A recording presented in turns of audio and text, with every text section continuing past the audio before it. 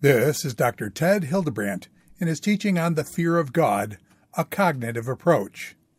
The fear of God is the beginning of wisdom. Proverbs 9:10.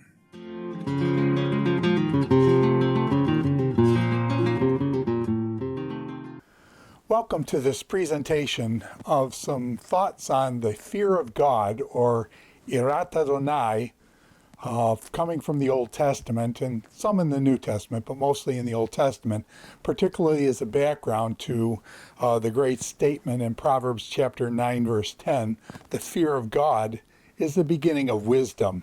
So we'll be taking a wisdom slant at the end, but we need to discuss the broader concept of the fear of God.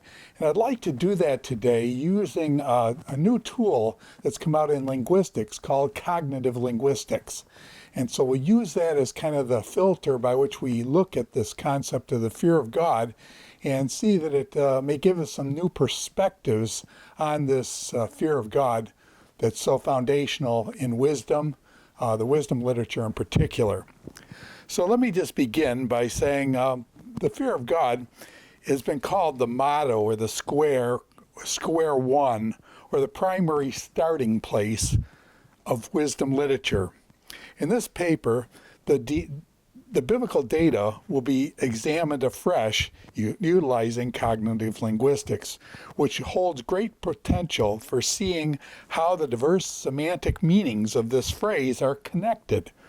The historical and prophetic narratives, with their fuller descriptions of the fear of God, will be explored before moving to the more laconic statements in the wisdom literature itself.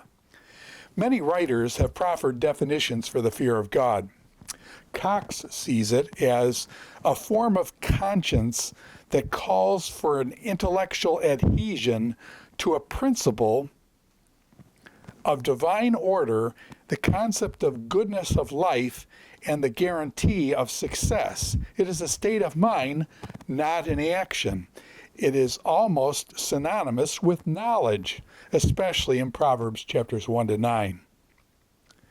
Terrian takes a different approach a little bit.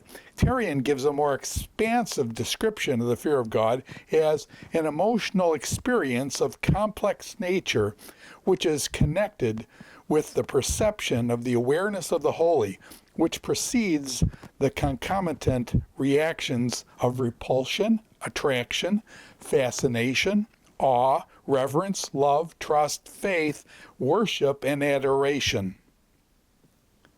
Fox, number 3, is careful to avoid equating fear and wisdom, and also widely resists the notion of a linear development from an emotional fear onto fear and dread onto a more bland concept of abstract quality of religion and piety. And that's from Michael Fox in his great work on the book of Proverbs. Here's an exercise that may help us to introduce us to the concept of fear of God. And we'll just compare that with the wrath of God, and kind of, it's actually what's called a syntam. A syntam is an orderly combination of interacting signifiers which form a meaningful whole. In other words, the fear of God, those things, it becomes a phrase, it is a phrase, of orderly combination of interacting signifiers which form a meaningful whole. So we want to look at that, but we got one kind of minor thing that comes up in Greek and other languages is the genitive, the fear of God. It's a genitive kind of construction. And compare that to the wrath of God. So for example, in Romans 1:18, for the wrath of God is revealed from heaven against all ungodliness and unrighteousness. It's God's wrath. So we call that a subjective genitive, God's wrath. So God's wrath, the wrath of God, God is a subject. It's God's wrath. And then it's put on those that are unrighteous and ungodliness, and comes on those who suppress the truth. Okay? And God gives them up in Romans 1, as we know. So the wrath of God is God's wrath. God is the subject, wrath, and then there needs to be an object, okay, on those that are unrighteous, okay? So when we say the fear of God, we've got the wrath of God's wrath of God. God is the subject, wrath is what he's feeling. Then what about the fear of God? Is the fear of God that God's afraid? God is subjective? No. The fear of God is an objective genitive. That is, the fear of God, God is the object of the fear, not the subject. And so you've got to realize this is an objective genitive. It's the fear of God. It's the fear that's has God as its object, not as a subject. So just a little distinction there is kind of a playful thing at this point. Now, what is fear? And let me just describe some fear situations. What is fear? Is fear good or bad? Or is it ambiguous? Fear. And I think about fear, I think about my daughter when she was younger. I'd walk her to school. And one of the reasons why I walked her to school, up to Jefferson Elementary School, was as she walked up, there was I think he was a drug dealer actually, and he had a kind of a wired fence, and this chain link fence had a big dog behind it, big black dog. I think he was probably a Doberman Pinscher or Rottweiler or something of that nature. And my daughter would walk by that house going up to school, and this dog would come out charging and right with his nose, his muzzle, right into the fence, and just barking away and just almost ready to, kill her if it got out. I was glad it didn't. But anyway, so she was kind of, in a certain sense, it was fear. And she felt fear of this dog who would attack her. And so Daddy walks her up to school, and Daddy, of course, take care of the dog if anything happened and stuff. And so that's kind of a fear of a lion or something like that. Various types of fear. Fear is good. You fear flight and kind of thing. Fear teaches you to run away from danger. And so that the kind of fear that she felt with the dog. I experienced it with myself, and it's changed over my lifetime, actually. And so I have a house where we are now, and at the peak of the house, I had to go up and paint it, and the peak of the house was up. I had a 40-foot ladder, and so I'd put this 40-foot ladder up against the side of the house, and I would scamper up the ladder, and then at the top of the ladder, I'd stand on a couple top rungs, because to reach the top was probably about 45, 50 feet, so it actually went beyond where the extension of the ladder was. And so when I was younger, I simply had one of my sons hold the ladder and things, and so the ladder didn't slip out and things, and I would go up there and paint the trim that needed to be painted up there. And so that was, when I was younger, I had no fear of heights and things like that. I would routinely, our house here, we're in New England, and they have these nor'easters. They call them nor'easter, where this wind blows in, and it's off the ocean, and it's very high winds, like 60, 70 mile an hour winds. And my roof never sealed right, even from when it's construction. And so what happened is the shingles would blow off. And so I had to go up on the roof, and almost every year then, re-nail the shingles down that had blown off or had come up or whatever. And so I'd have to go up and crawl up the roof. And when you're doing roofing, I use this as an easy way to tell roofing.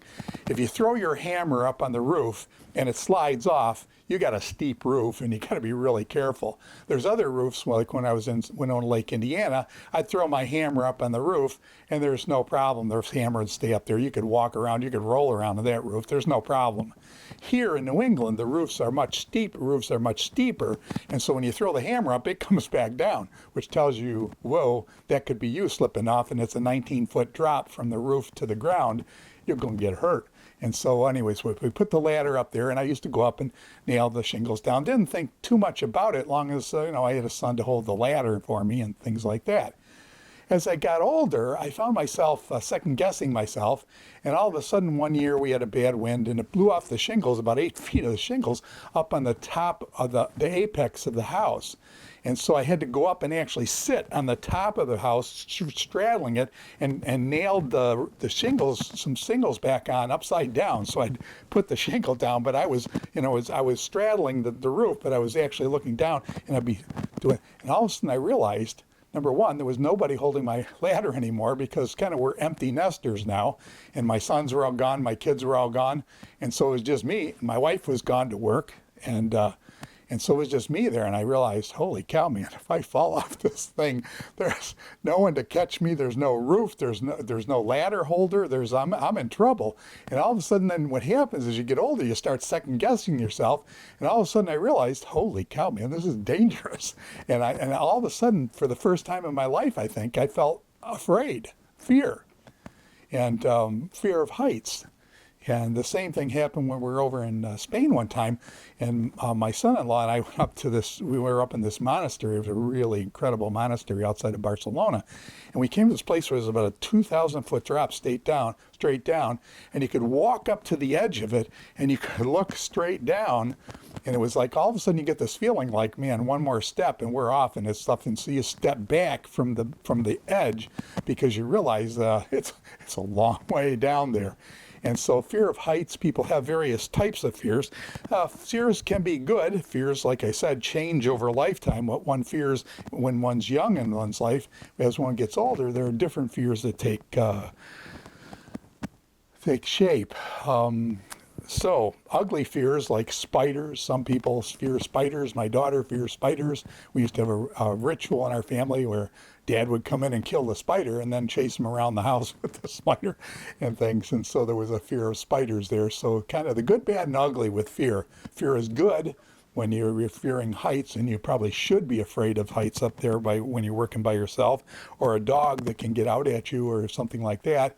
Driving too fast in your car or something like that. There are good fears. Fears protect us. And then there are other fears that are almost irrational, and you got to be careful. So the good, bad, and ugly on fears, and fear is a motive then to behavior. Then you pull back, you step back, you don't go up doing shingles anymore and things like that. So just some notions of fear. There's been quite a bit of study on the nature of the emotion of fear. Now what I want to do is introduce next just kind of an overview chart. And this chart will show the diversity of meanings of the fear of God.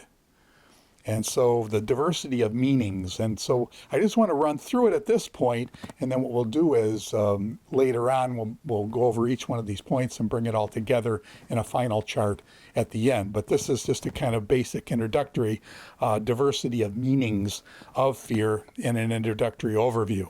So there's a type of fear that's a fear of terror, I would say. And that's like going up and being afraid of heights or something like that. Only this time, it's what's called mysterium tremendum. And it comes from a guy named Rudolf Otto, who wrote a book, The Idea of the Holy. And so he connects the idea of holiness and fear and this tremendous awesomeness that God is so great that one gets a picture of God himself. The person is totally undone. The person is totally, it's just awesome. It's overwhelming, maybe is another way to say it. It's kind of like when when something is just so great, it just overwhelms you and things. And so this would be mysterium tremendum and type of fear. And this ties into terror. And a lot of people today, and we need to think about this, whenever they hear the fear of God, they say, oh, it says fear of God, but it doesn't mean that. What it actually means is reverence, respect for. And I want to say, no, there are a ton of places in the Bible where the fear of God means mysterium tremendum, the awesomeness of God, fear, terror, trembling. Okay, that type of thing. So be careful about people watering it down, trying to say, well, the fear of God, but we don't mean that. And they'll quote some passage out of 1 John 4, what we'll look at in a few minutes. But anyway, so be careful of that. There is a place for the terror, the fear, the true fear of God in this mysterium tremendum sense. There's also a fear of God that's used in a kind of a moral context, and this is used often in the law, and it has terms of the fear of God can often come to mean like covenantal obedience. And what happens is one fears God, and this will be more of a covenant or obedience thing, where it actually uses the word fear of God, but it's actually referencing their obedience.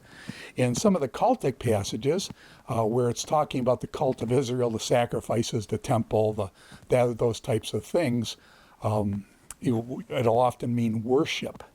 And so the fear of God can mean worship or awe. and then one comes into God's presence with awe and reverence and worship. And now this is what a lot of people focus on, and it's appropriate to, in the cultic context, it often means that. In wisdom literature, it often kind of dovetails over into the idea of virtue or character. And so this one has the fear of God, and so the fear of God is the beginning of wisdom, that kind of idea. It's a more virtue and character kind of idea. There's also then the idea of fear and punishment, and that fear has this notion of, I think most of us have felt that at some time at least, maybe not so much of late, but I grew up, I'm an old man now. My father was a strict disciplinarian. That did me a lot of good, by the way, over my life. But there was one thing that he had, we would go out, my brother and I and my dad would go out for what they called frogging. And in the Depression in the 1930s, he had to go out and there wasn't enough food to eat. And so they actually go out into the swamps and whack frogs over the head with this thing called a frog paddle. It was made out of oak and it was about that wide. It was about that long, had a handle on it. And what you do is when the frog popped up, you'd whack the frog on the head, kind of whack-a-mole thing. And then you bring the frogs home, you put them in he actually cut a leg off a pant and stuff, and you put the frogs in there. And we'd come home, we'd have frog legs. Tastes like chicken. Anyways, so we'd eat frog legs, and my father learned how to do that, and so there was always this frog paddle. He's passed away now. Actually, it's been 20 years since he's gone. And my brother, all the stuff from my parents are getting divvied up and things. And my brother then says, "Hey, Ted, do you want the frog paddle?" The frog paddle was always in the side, and my father, when he would do discipline, it was always be the paddle's over there.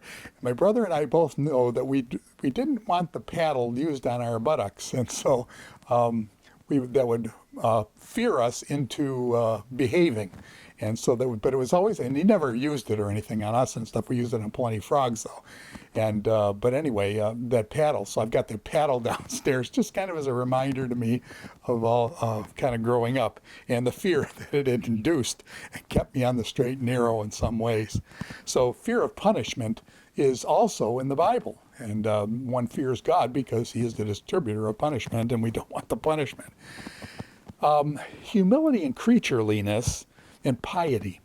This is another thing where a person realizes that they are a creature, and the fear of God actually humbles a person when they realize their own helplessness. It's like my daughter, she's helpless to defend herself against that big dog.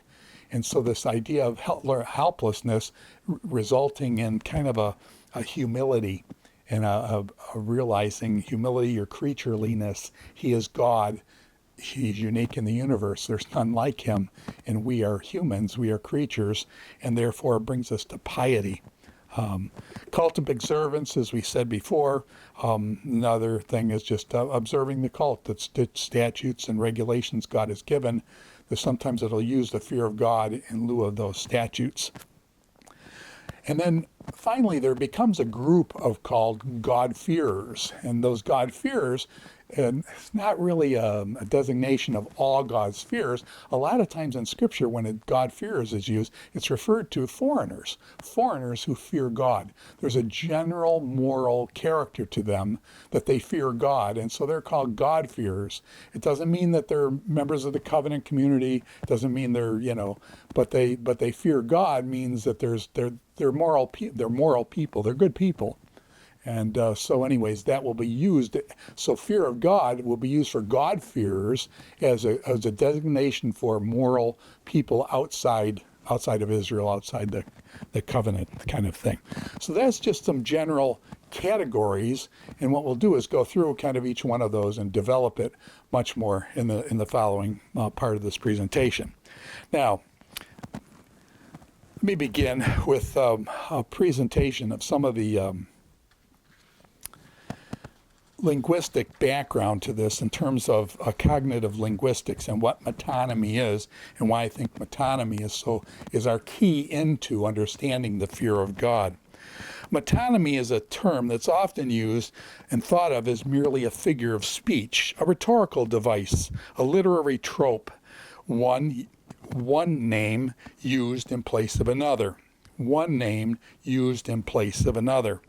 And so we get things like, you got to be careful about just adding things together. The fear of God, putting fear and God together, boom, now we know what the fear of God is. Now, things aren't quite additive like that, and metonymy gives us some developments. For example, when you add things together, you have softball. Softball is what? Soft, you put ball together, a big old softball, it's a softer ball, and that's why they call it softball. You've got a doorbell, and that's a bell, that's by your door, and so it's doorbell. Okay, those are additive together. A bedroom, or is a room with a bed in it, and that's where you sleep. Okay, a birthday is a birth, and it's a day on which you were born that you celebrate. Actually, our kids do birth weeks now. And anyway, so that. But you got to be careful about that additive type approach to semantics. It doesn't work sometimes. While you may have a birthday, well, tell me about what a butterfly. A butterfly? When you think about a butterfly, do you think about butter and a fly? Doesn't go together quite like that. A pineapple. Is it pine plus an apple and put them together? I don't think so. You got blueberry and you got blackberry. But then you have strawberry. And so you can see the first two tell the color of the berry, blueberry, blackberry. But when you go to strawberry, you say, oh, wow, what's straw look like? I hope it doesn't look like your berry, even though most of the berries in the grocery stores now taste like cardboard, I guess like straw, but they should be red, okay, although they're growing them with different types now. So the cognitive nature, what I'm trying to suggest here is that metonymy is not just a figure of speech. It's not a rhetorical device that's just simply thrown in as irony or something like that. It's not like a figure of speech would be something like hyperbole, an overstatement for emphasis, irony, repetition, sarcasm sometimes is used, foreshadowing, another type of figure of speech, allusion, where there's an allusion to another, out of Egypt I have called my son kind of thing from Matthew, puns. There's all sorts of puns in the Old Testament. The prophets especially were very punny. Inclusio. And inclusio is oftentimes, it's a rhetorical device by which they begin something and they end something with the same thing. Some people call it bookends, but they begin something and then it ends with the same type of thing. It's called an inclusio or inclusion, bookends. And then they also have chiasmus, which are all over in olden days. They used to have a big thing on the chiasm, where you have an A element followed by a B element, followed by a B prime element, followed by a A prime element. And if you look at A and B, it makes an X, like an X in English, which is called a chi in Greek, and it's called a chiasm. Okay, the first element, last element match, and the second element and the third element match. And so it's a kind of like a B, B prime, A prime, and it goes like an X kind of thing. It's called a chiasm. There's a million of those in the Old Testament and elsewhere, and you got to be careful about overdoing that.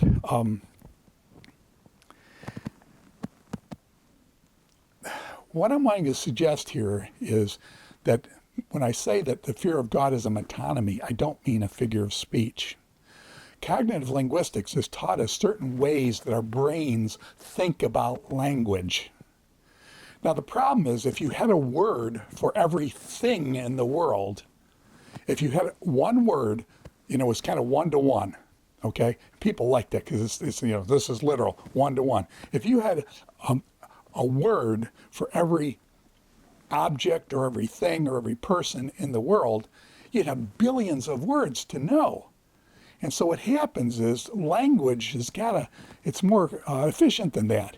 And so you have car, and then you have different types of cars, Teslas and Toyotas, and then even on Toyotas, you've got, RAV4s and Camrys and SUVs, different types of cars even within that category. So that's a lot of times how we structure things into this type of language. So language, what I'm suggesting then is that metonymy is not a figure of speech, and that metaphor is kind of metaphor and metonymy in cognitive linguistics go together. And so what we're going to see is metaphor is very different than metonymy. And let me just give you an example let me first give you an example of a metonymy. A metonymy is when one word is used to trigger another. When one word is used to trigger something else. So, for example, in Numbers chapter 24, verse 17, it says, a scepter will rise out of Jacob. A scepter will rise out of Jacob. Now, when it uses the term scepter, does it really mean scepter, or is scepter a stand-in for king? A king will rise out of Jacob. Now, when it says Jacob, does it really mean Jacob and Esau? You know, those guys back in Genesis and things. No, when it says Jacob, and it's Balaam speaking in Numbers 22 to 24 there, when Balaam says, a scepter will rise out of Jacob, what he means, Jacob is a stand-in for Israel. So one word is used for another. So Jacob is really referencing Israel, and a scepter is really referencing king. What cognitive linguistics says is that's how our brains work. There's two ways that our brains stop from learning billions of words, and that is we use metaphor and we use metonymy to extend the language. And so let me just go through some of this stuff. Roman Jakobson, in an article on metaphor and metonymy in comparison and contrast, describes metonymy as one of two poles.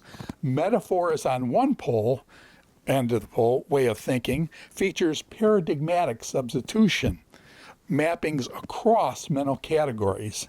And I'll go back into what this is. Metonymy is at the other pole. At the other pole is metonymy, so metaphor, the mapping between categories. Metonymy is the mapping within categories, kind of more contiguous type of thing. Now let me bring up what I mean by this, okay? For example, metaphors. Let's just play with metaphors a little bit here. So we say, the Lord is my shepherd. The Lord is my shepherd. That's a metaphor. We're calling God, we're not saying God is a shepherd, we're saying God is like a shepherd. The Lord is my shepherd, I shall not want. He makes me lie down in green pastures. Although it's snowing out now in April in New England, this is not good. But anyway, so he makes me lie down in green pastures.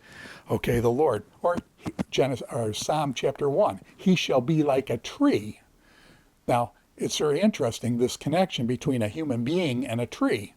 How is a human being like a tree? Well, he has a trunk, we have limbs, we have roots, okay? And so there's many senses. You can draw many metaphors built off this. A human being is like a tree, okay? And sheds leaves even. Okay, but anyways, he shall be like a tree planted by rivers of water. Okay, that's metaphorical language. It's mapping one category. Trees are not really like humans. So those are two separate semantic categories. One is tree is in plants. So human beings are like plants. How are they like plants? Like the grass withers and fades, so a human being fades away. Okay, you've got many plants then that are likened to human beings, but those are cross categories. He is like a tree. How is he like a tree? Planted by streams of river that brings forth fruit in his season. And so you get this idea of fruit and things mapped between the tree and the human being, two different categories. Now that's what a metaphor is. On the other hand, the Psalms, by the way, are very metaphorical. He shall be like a tree. Okay, very metaphorical in the Psalms.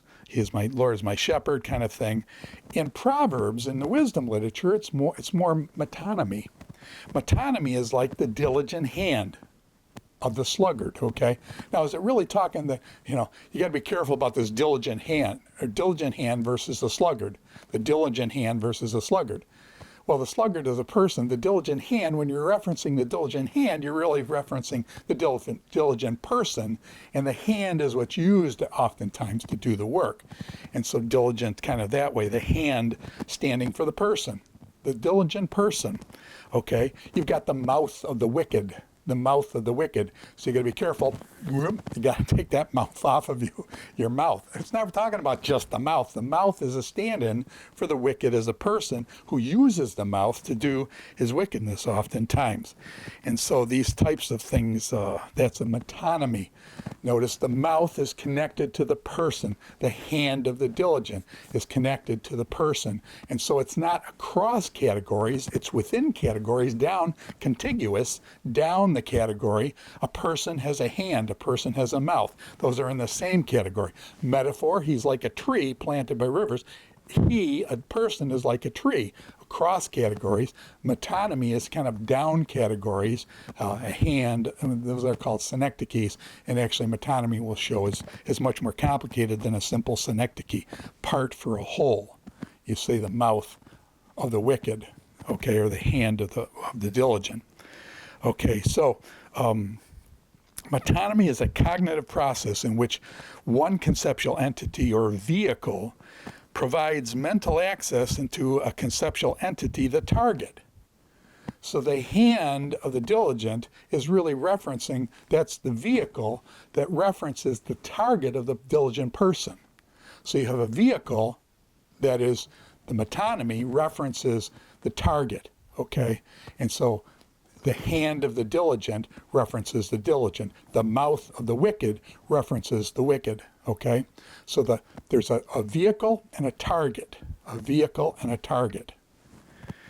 Okay, now, the metaphor, okay, now, let's just take a couple examples of this. I've got a fellow here who talks about the polysemy, or the multiple meanings of metonymies, and how they're very versatile, actually. And so he says, what about the word school? You know, you all know what school means, right? Okay, how can school be used? In a metonymistic sense, school can mean several things. For example, Zondervan points out, quote, they will have to wait until school is over to get a vacation. What does school mean there? They have to wait until school is over to get a vacation. Well, school there means the school year. So school, the word school, is actually referencing the school year, the time when you'll be able to get a vacation. Now that's different than saying he should stay away from school. He shouldn't stay away from any school any longer, or he'll fail. He shouldn't stay away from school any longer. Now, what type of school is that? School is there referencing classroom instruction. You better not stay away from classroom instruction and going to class, or you're going to fail. So that's the first school was a school year. This is the school, i.e. instruction, that is instruction. And then the third one would be Robin was told to give the report to the school. Robin was told to give a report to the school. Now, what that may be is the school board. And it's referring to the school to refer to the school board. One word used for another, a vehicle used to target another word, that's school board. And rather than saying school board, you just say school, and then you reference across. They're both categories within the school category, but they're laid out that way, kind of contiguously. School would give no raises this year. School would give no raises this year. Now, school, that means the executive, basically your administration. Your administration, your board is not giving any school raise. So this way, school, that means the administration. The administration's not giving any, but they call it the school. So this type of thing. We could use the word tea or bed too. I'm going to bed. Okay, now what does going to bed mean? Bed means what? Well, bed means simply I'm going to bed means I'm going to go sleep, okay? So I'm going to bed means I'm going to sleep. Now, in other context, and I'm married and stuff, and I say I'm going to bed, may be a request for sex or something like that. Or it may be I'm going to bed, in other words, I'm sick. I've had COVID a couple times, and I'm sick, I'm going to bed. Means I'm sick, and because of the sickness, I'm going to lie down, okay? And so that triggers that kind of thing. So the word bed can be taken in several different meanings. Those are metonymy. Bed is used to trigger sickness and that type of thing. So now let's look at various types of metonymies then, and then we'll draw these into our discussion of the fear of God. Cognitive linguistic ways of thinking about things. First of all, there's the part for a whole. We've already talked about that. It's usually called a synecdoche, but it's actually a synecdoche is part of the metonymy category. Synecdoche is more specific than metonymy. Hey, those are a nice set of wheels you got there. Now, when you say to a person, a guy comes up, pulls up in his really fancy car or something really hot car, and you say, hey, those are nice wheels. Are you really talking about his hubcaps and his tires and things like that? No. A nice set of wheels. You're using wheels, again, as the vehicle to trigger cars. you're using wheels, the vehicle, to trigger cars, the target. And so you say, hey, nice set of wheels there. Okay, and so that's that would be a part for a whole. The mouth of the wicked, that's a synecdoche. Okay, so that would be part for the whole. That's one type of metonymy. Category for a member, where a category is referred to trigger to as a vehicle to get to the member. So you say, the pill. The pill in olden days usually referred to the birth control pill. So you say the pill triggering, that's your vehicle to get to the birth control pill. It's a category is used to refer to a specific member. Okay? You got the reverse of that kind of thing, a member for the category. You say Xerox machine. So you say a Xerox, go to the Xerox machine and make a copy. Does anybody know what that is anymore? We don't need copies. Everything's on the web now. But anyways, you used to say, go to the Xerox machine to make a copy. Now, that was, again, a member specific, the company, Xerox, that made Xerox machines. They made copy machines, but they got to be so big and so universal that everybody just called it Xeroxing, and that meant to make a copy of something. And so Xerox is a member that refers to the whole category now of machines that make copies. And there's many, many different machines now that make copies, but we call it Xerox. Go Xerox something and on the Xerox machine, and it actually refers to the whole category. So category for the member, category is the vehicle, the member is the target, member, Xerox, for the category, copying, and so that's a member for the category. You've got generic for specific. Generic for specific. Big boys don't cry.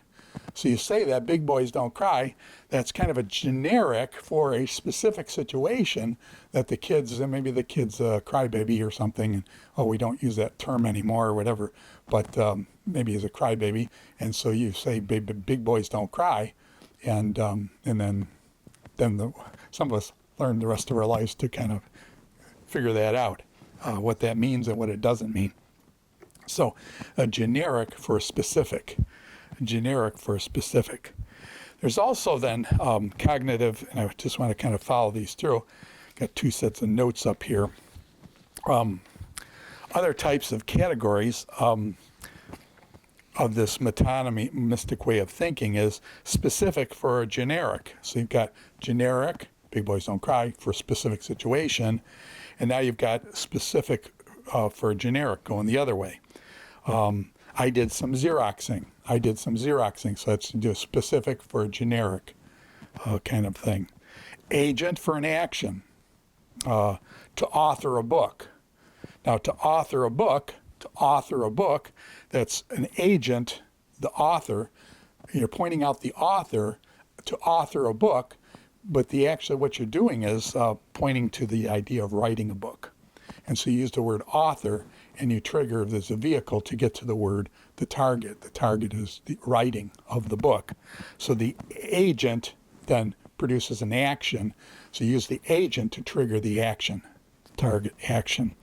A result for the action, to landscape a garden. To landscape a garden. To landscape is the result of an action. So you do a result to trigger an action.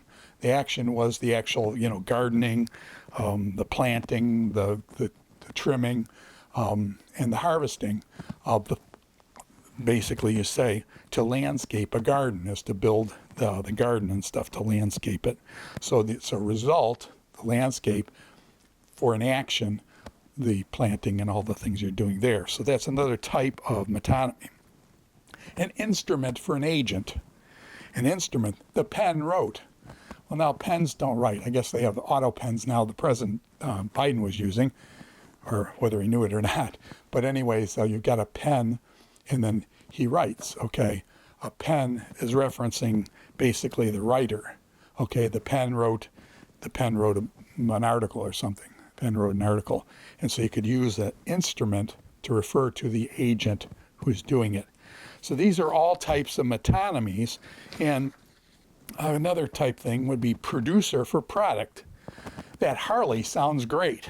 Now, when I say Harley, you all know it's Harley Davidson. They make these incredible motorcycles. So when you say the Harley sounds great, you basically are referencing, you use the word Harley, the producer Harley, to trigger the product that is the motorcycle. So you use Harley to reference the motorcycle. So it's a producer for the product. A place for a group.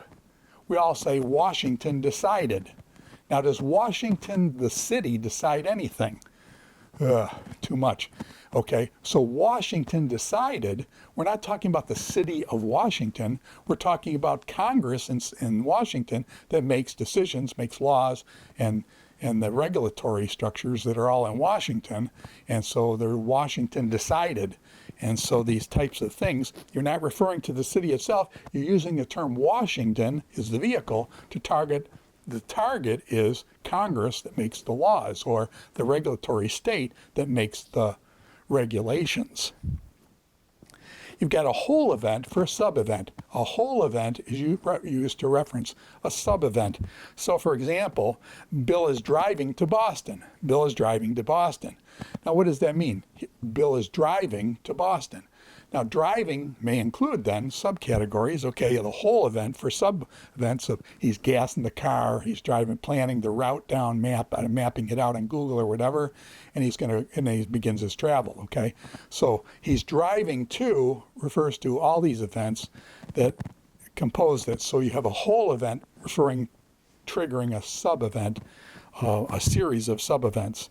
And then lastly here, you've got effect for cause. John has a long face. John has a long face. You say, well, you got a long face. No, long face is used as a metonymy to trigger sadness, okay? The effect is the long face. The cause is the sadness. Okay, so the target is the sadness. The vehicle is the long face. So that's kind of an example of a ton of these metonymies and how they work. They're all over in our language, and they're specifically all over the book of Proverbs. Actually, once you get into this too, if you want to explore this some more, I'll just do this one off the top of my head, but the name of God, it says the name. It says the name. It says the name. And with the name, Hashem, the name, it's referencing God. And so even the name is a metonymy referring not to the name, that is how you spell Yahweh or Elohim or whatever name you're going to use, G-O-D, God there, but it's not referencing the name, how should I say, it's using the term name to reference God. And so that's a metonymy and stuff. Now, the clearest example, let's jump into this kind of taking metonymy and what we've been discussing about metaphor and metonymy, metaphor across categories, metonymy down categories in all sorts of ways, very, very multifaceted. Let's take the clearest example in the Bible of a metonymy for the fear of God. In Genesis chapter 31, verse 42, it says basically the fear of Isaac. The fear of Isaac is a stand-in for God. The fear of Isaac is a stand-in for God. Okay, so that's a metonymy, the fear of Isaac for God. If the God of my father, the God of Abraham, and the fear of Isaac. So take that again. The God of my father, the God of Abraham, the fear of Isaac. The fear, actually, you'll notice in many of the translations, the fear is capitalized because they all know that fear is actually referencing God. Okay, so it's the God of Abraham, the God of Isaac, the God of Jacob. But here it says the God of Abraham, the fear of Isaac. And the fear of Isaac then triggers the idea that this is God. Okay, had not been on my side, surely now you would have sent me away empty-handed, Jacob says to Laban in Genesis 31. So that's a clear example where the fear of God, or the fear of Isaac actually triggers, so fear triggers God in that context, in a metonymistic sense there. So, okay. Now, I want to introduce an idea of what we'll call sacred fear. And this is largely going to be built off a fellow named Rudolf Otto, years ago, wrote a book called The Holy. So this is going to be built off his idea of mysterium tremendum. Now, what is this mysterium tremendum? I'm going to call this sacred fear. Sacred fear is the numinous, or perhaps better, numinous text. Moses seeks God's face, and what you get here is this idea of terror. Now, this is fear that is terror. Okay, it's not reverence. It's not, we don't tame it at this point. Fear is downright terror, trembling and dreadful. These types of things, fear. It's fear. But it's also connected with awesomeness, majesticness, astounding, amazing reaction to the holiness, greatness, or the purity of God. In other words, when you see something that's just so magnificent, and it humbles you, and it also, you get this notion of fear and things. I get this, you can get this around mountains, oceans. There's reasons why I think it's really good to go to the ocean and just see the expanse going on forever, or mountains, and you see these tremendous mountains in the Rockies. And it's tremendous. I get it with deserts and this mysterium tremendum. When you go, I drove out to tape a fellow named Leslie Allen on the book of Ezekiel out in Fuller Seminary in La Habra, California. And I had to drive across the mountains, of course, from drove to Denver, and then over the mountains, and then down to Nevada, and over then to LA. And I had to drive across this desert called Death Valley. I have a great deal of respect for deserts. When I lived in Israel in the 70s, two friends and myself walked across the desert, and I almost died of dehydration. It was terrible. And after that, when I come to a desert and I look at this Death Valley, where my son actually was a Marine and actually had a train out in some of these Mojave Viper out there, and I go to the desert and I look out, and as far as your eye can see, it's pure desert. And if anything happens to your car, you can't walk out of this one. It's just too far. And I know what it's like to almost not make it. And it's terrifying. And so you look at the desert. Now the desert is extremely beautiful, and so it's got this attraction on the sense that you want to go out and explore the desert, but at the same time you have extensive respect and almost terror, dread of realizing this thing is so big that I'm a drop in the bucket here, and I could die out in the desert and nobody would even know. And so anyway, so what you do is across the Death Valley, do it early in the morning while it's still cold, and you can get across most of it. It took 2 hours to drive across that crazy thing. So anyways, the idea of this majestic greatness and awesomeness connected with this kind of dread, due to, and a lot of times with God, with his holiness. And this is Rudolf Altmann's The Idea of the Holy, Rudolf Otto's book, and the purity of God and the greatness of God. When somebody realizes the greatness of God, and how many of us now with these Hubble Space and Webb space telescopes that are going out and exploring the universe, and you realize the vastness of the universe, and you realize we're on this little speck called Earth, and I'm in this little speck called Massachusetts now, and I'm living in a house and stuff, and you realize the universe is not about me, it's much bigger, and you realize how small you are compared to this vast expanse. In the beginning, God created the heavens and the earth. He spoke and it came into being, and it's just incredible. And you realize then how majestic and how just awesome God is. And you realize, wow. And it's that wow factor that kind of catches it. And this is the mysterium tremendum idea. Now, let's look at some verses on this then.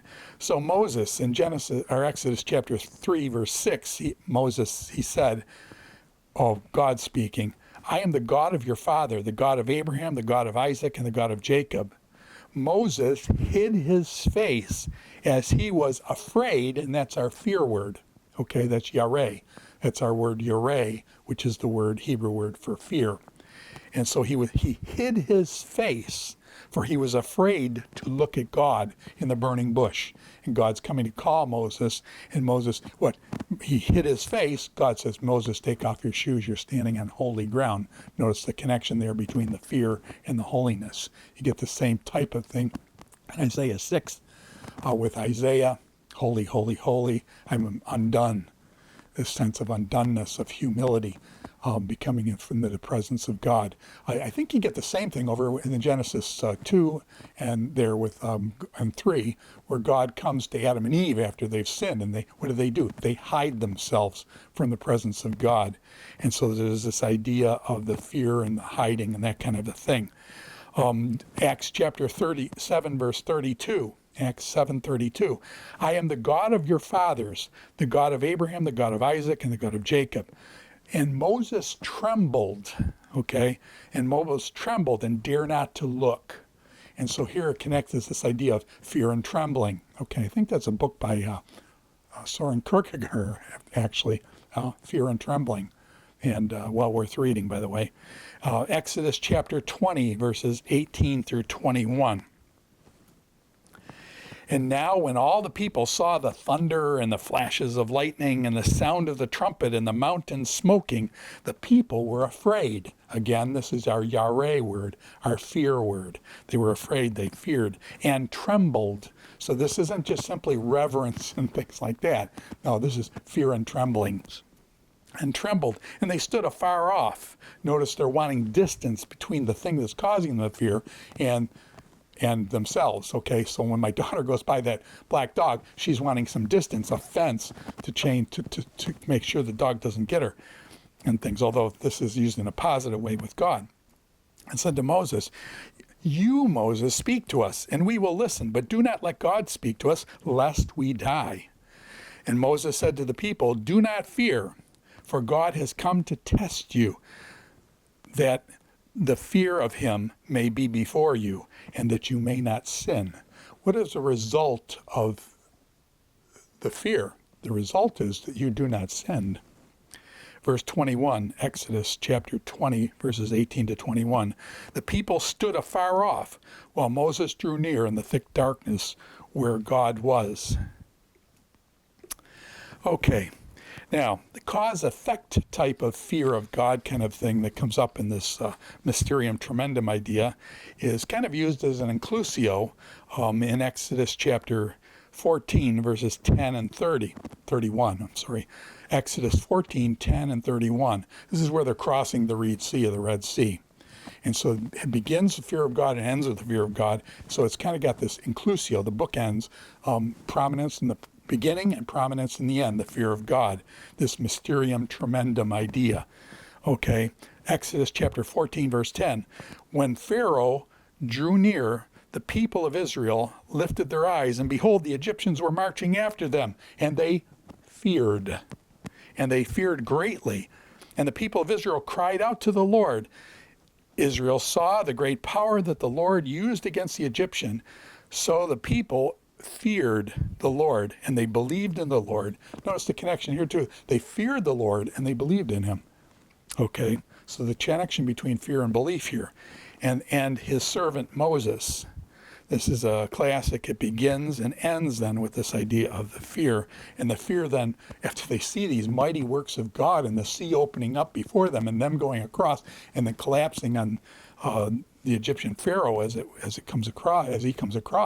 And then all of a sudden, what's that? They fear God and they believe in him then. They see his mighty acts in history. And those mighty acts create fear, and the fear then references their belief in him, or moves on, cause and effect, fear and effect, belief, okay? A classic on this passage is cause and effect type of connection with fear of God. Is Deuteronomy chapter 5, verse 24 to 29. Now therefore, why should we die? For this great fire will consume us, talking about God in his theophany. A theophany is the appearance of God. Theo, God, phany, appearance. The appearance of God, a theophany. If we hear the voice of God, our God, anymore, we shall die. For who is there in all flesh that has heard the voice of the living God speaking out of the midst of the fire as we have, and has still lived? Go near and hear all that the Lord our God will say, and speak to us all that the Lord our God will speak to you, and we will hear it and do it. Notice the connection with obedience here. And the Lord heard your words when you spoke to me. And the Lord said to me," now God's talking with Moses. This is pretty cool. "I have heard the words of this people which they have spoken to you. They are right in all that they have spoken." You don't hear God much in the Pentateuch saying, hey, what they said was right. Usually they're rebelling against God or, against Moses or whatever. Here God says, after hearing their fear of him, an terror mysterium tremendum kind of thing, after they see the works of God, they are right in all that they have spoken. Oh, that they would have such a heart as to always to fear me and to keep all my commandments, that it might go well with them and their descendants forever. Again, the notion of fear here triggering obedience and this mysterium tremendum kind of idea. So, and that's Deuteronomy chapter 5, verses 24 to 29. Okay. A couple other passages on just to develop this idea here is Psalm 89:6. And let's see. Psalm 89:6 references this, and I'm going to jump then down to Isaiah chapter 41, verse 23. Tell us, Isaiah 41, so you got to kind of get the context of Isaiah in there. Tell us what is to come hereafter, that we may know that you are gods. Do good or do harm, that we may be dismayed and terrified. Dismayed and terrified, this kind of fearful reaction. Okay, tell us what the future holds so that we may know that you are gods, Do something, either good or bad, so that we may be dismayed and fear, the NIV says. Notice the ESV says dismayed and terrified. The NIV says dismayed and filled with fear. And that actually is the word fear there. Isaiah 8, verses 12 to 13 says, "Who are you to say it is a conspiracy in regards to all that this people call a conspiracy?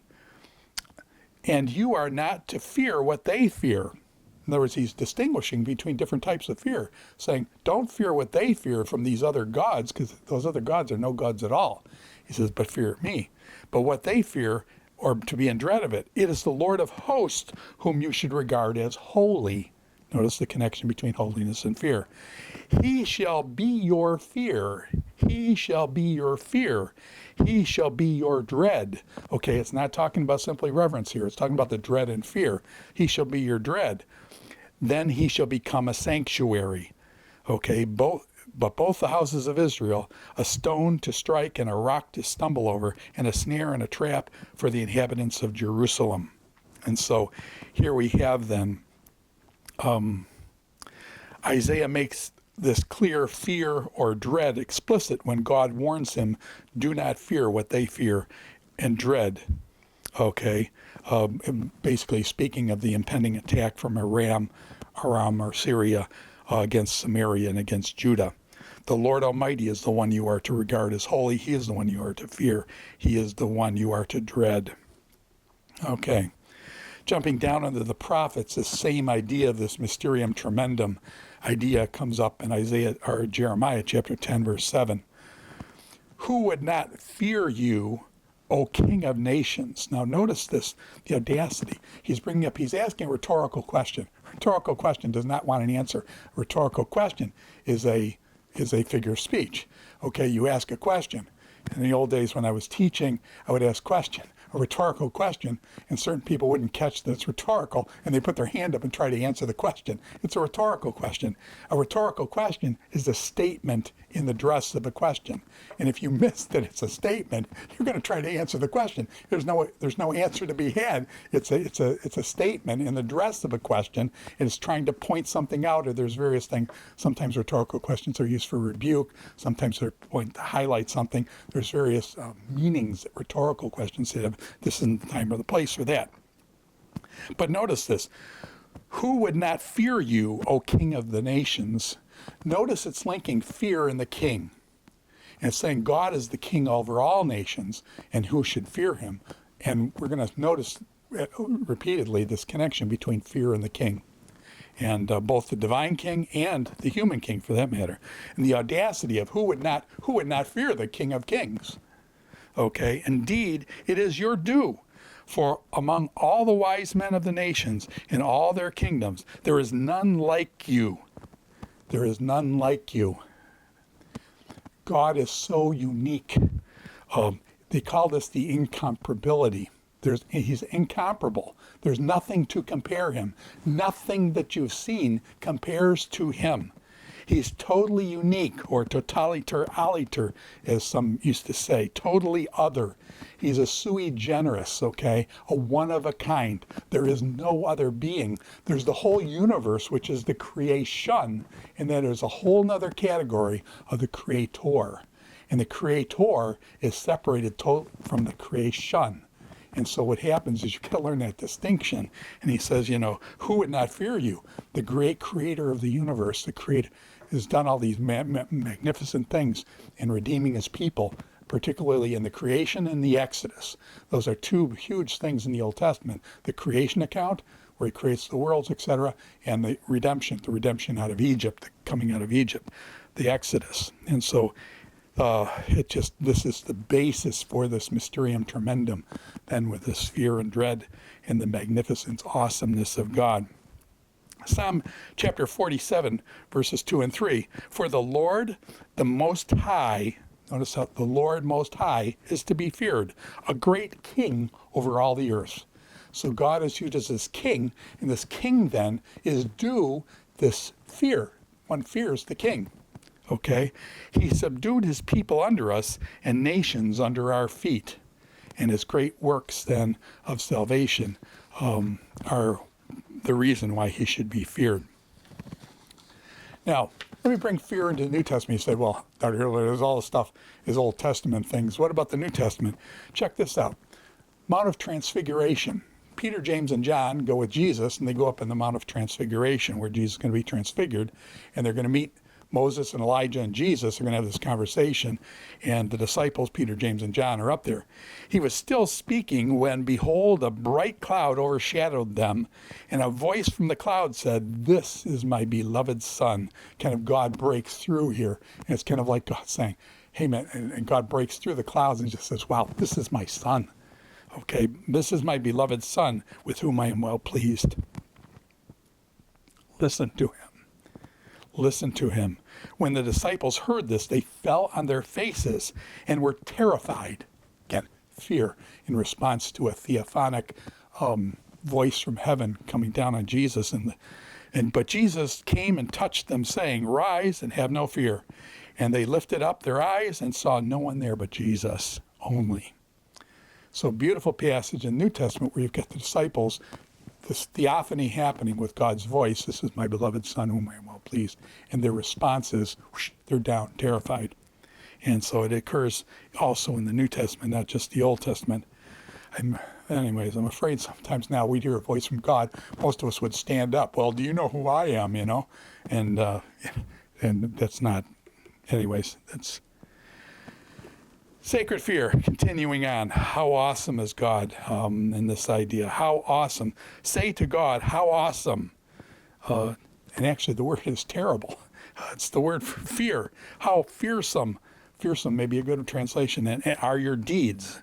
Are your deeds. And so God's deeds, his redeeming Israel out of Egypt, etc., are so great in your power that your enemies come cringing to you. And so you got this idea of cringing and this fearful response. Cringing is a fearsome. And all the earth worships you. Notice the connection between fearing God and worshiping God. We're going to see this develop. Okay, and not only worship, but praise. So the fearing of God leading to the praise of God. All the earth, this is Psalm chapter 66, verses 3 through 7. Psalm 66, verses 3 to 7. All the earth worships you and sings praises to you and sings praises to your name, Selah. Come and see what God has done. He is awesome in his deeds toward the children of men. He turned the sea into dry land, Exodus. They passed through the river on foot, crossing of the Jordan. There did we rejoice in him. He who rules by his might forever, whose eyes keep watch on the nation. Let not the rebellious exalt themselves. Notice this connection between fear, the cringing, and exalting oneself. So fear of God seems to be connected with humility, and we're going to see that come up again and again, particularly in the book of Proverbs, but also here and elsewhere. Okay. Now, just a couple more verses on this mysterium tremendum idea. Proverbs chapter 24, verses 21 and 22. Check this out, where King and Yahweh are both to be feared. My son, Proverbs 24:21, my son, fear the Lord, there's the fear of the Lord, fear the Lord and the king, the human king. Do not join with those who do otherwise. Verse 22, 24:22, for disaster will arise suddenly from them. In other words, God is able to bring disaster. So is the king, by the way, is able to bring disaster in your life, and therefore fear him. And who knows the ruin that will come from them both. And so in other words, you got to have, you're dealing with God, you're dealing with the king. You don't come into the king's presence in a t-shirt and say, hey man, how you doing? What's happening today? And you don't address the king like that. You have respect, reverence. Those ideas are good there, but also fear, and knowing the king can do all sorts of things, and you need, you're helpless in some senses in his presence. Going on, Psalm 76:12. Who cuts off the spirit of princes? Who is to be feared by the kings of the earth? So we are to fear God and the king, but the kings of the earth need to fear the one who puts up kings and puts them down. Who is to be feared by the kings of the earth even. Psalm chapter 2, verse 11. Serve the Lord with fear. Notice the connection of serving God with fear. We're going to see that come up again and again. And rejoice with trembling. This is not talking about reverence, fear again. This is fear and trembling. This is mysterium tremendum. This awesome, overwhelming terror, dread. And so it says explicitly here in chapter 2, verse 11 of Psalms, serve the Lord with fear. The parallel, the two lines are parallel. Rejoice with trembling. What matches fear? The fear of God, the trembling before him. Then down, it's kind of cool. This is verses 11 and 12. This is how Psalm 2 ends. Kiss the Son, lest he be angry, and you perish in the way, for his wrath is quickly kindled. Okay, so do you notice this kind of this fear of the wrath of God triggering this idea of, blessed are all those who take refuge in him. Now notice how this Psalm 2 then ends with, blessed are those who take refuge in him. How did Psalm 1 begin? Blessed is the man that walks not in the counsel of the ungodly, stands always, sits and stays. Blessed is the man, blessed is the one, blessed is the person. Okay, how does chapter 2 end? Blessed are those who take refuge in him. And so you get this inclusio between Psalm chapter 1 and Psalm chapter 2, bringing them together, kind of bookends this inclusio, beginning with the blessed person and ending with the blessed person, bonding those two Psalms together. It's kind of a cool thing you can see. Psalm 42 and 3, I think, two interesting bonding of two Psalms together. But anyway,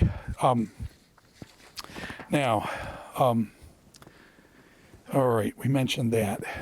Fear of God. Let's go down to the next section here. The fear of God is the terror of punishment. And this idea of punishment comes in here.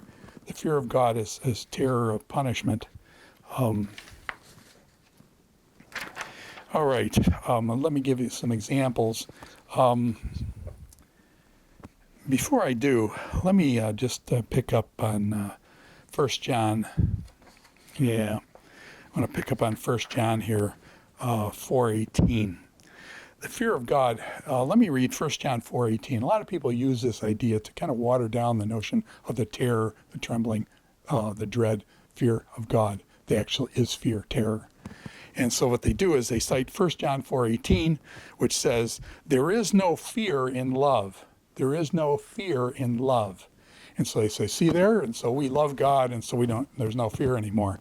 But let me just read this. 1 John 4:18, there is no fear in love, but perfect love casts out fear, because fear has to do with punishment. So this connection between fear and punishment. And whoever fears has not been made perfect in love. So there's a type of fear. When it talks about fear, it's talking about punishment and saying, as I would in certain contexts, like I told you with the frog paddle, I feared my father. Okay, it was a good fear. I needed to learn that, and gave me respect for him. And okay, so this fear or terror of punishment then is part of fear. And what 1 John 4:18 is saying is the punishment type of fear is when the love of God overwhelms that, because Christ has taken our punishment, and that's cool. But what I'm trying to suggest to you is there are many other types of fear. You don't throw out the fear of God because, fear of punishment. When you're talking about the fear of God is the beginning of wisdom. Otherwise, you say, well, I'm not going to fear God, and then you just throw out your own wisdom, okay? So in other words, what I'm saying is there's different meanings. Context determines meaning. And so what we've got to do is read each one of these contexts, because fear is polysemantic, okay? There's many meanings to fear.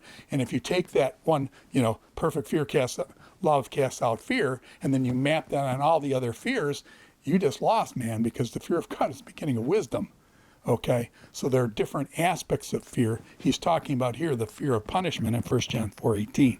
So be careful about mapping one meaning over all of them. And you actually end up destroying the meaning of more than 3/4 of the ones. But is the fear of punishment, is it in the Bible? The answer is yes. Fear of punishment, 1 Samuel chapter 12, verses 1 to 20. 1 Samuel chapter 12, verses 1 to 20. If you fear the Lord and serve him, notice the connection, fear the Lord and serve him. You have basically the cause and the effect. Okay, cause is fear, the effect is serve him, and obey his voice. Notice obedience tied into this idea of serve and obey. So it's a connection: fear, serve, and obey. Obey him. And if you do not rebel against the commandment of the Lord, the command of the Lord, and if both you and the king who reigns over you will follow the Lord your God, then all will be well. But if you disobey the Lord and rebel against his command, then the hand of the Lord will be against you, as it was against your fathers. So Samuel called to the Lord, and on that day the Lord sent thunder and rain. So God, they're making a king. This is in 1 Samuel 12. And Saul is going to be made the first king of Israel. And so Samuel the prophet is going to anoint Saul and things. And so he's just telling him, hey, this is the way the new king is going to be.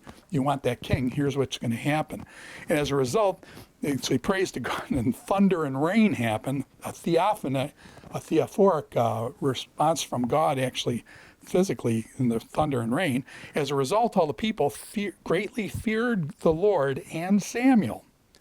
They pleaded with Samuel, pray to the Lord our God for your servants so that we will not die. Again, this presence of God being made manifest, and their response is, we're going to die. Again, a fearful response. For we have added to all our sins and the evil of asking for a king. Okay?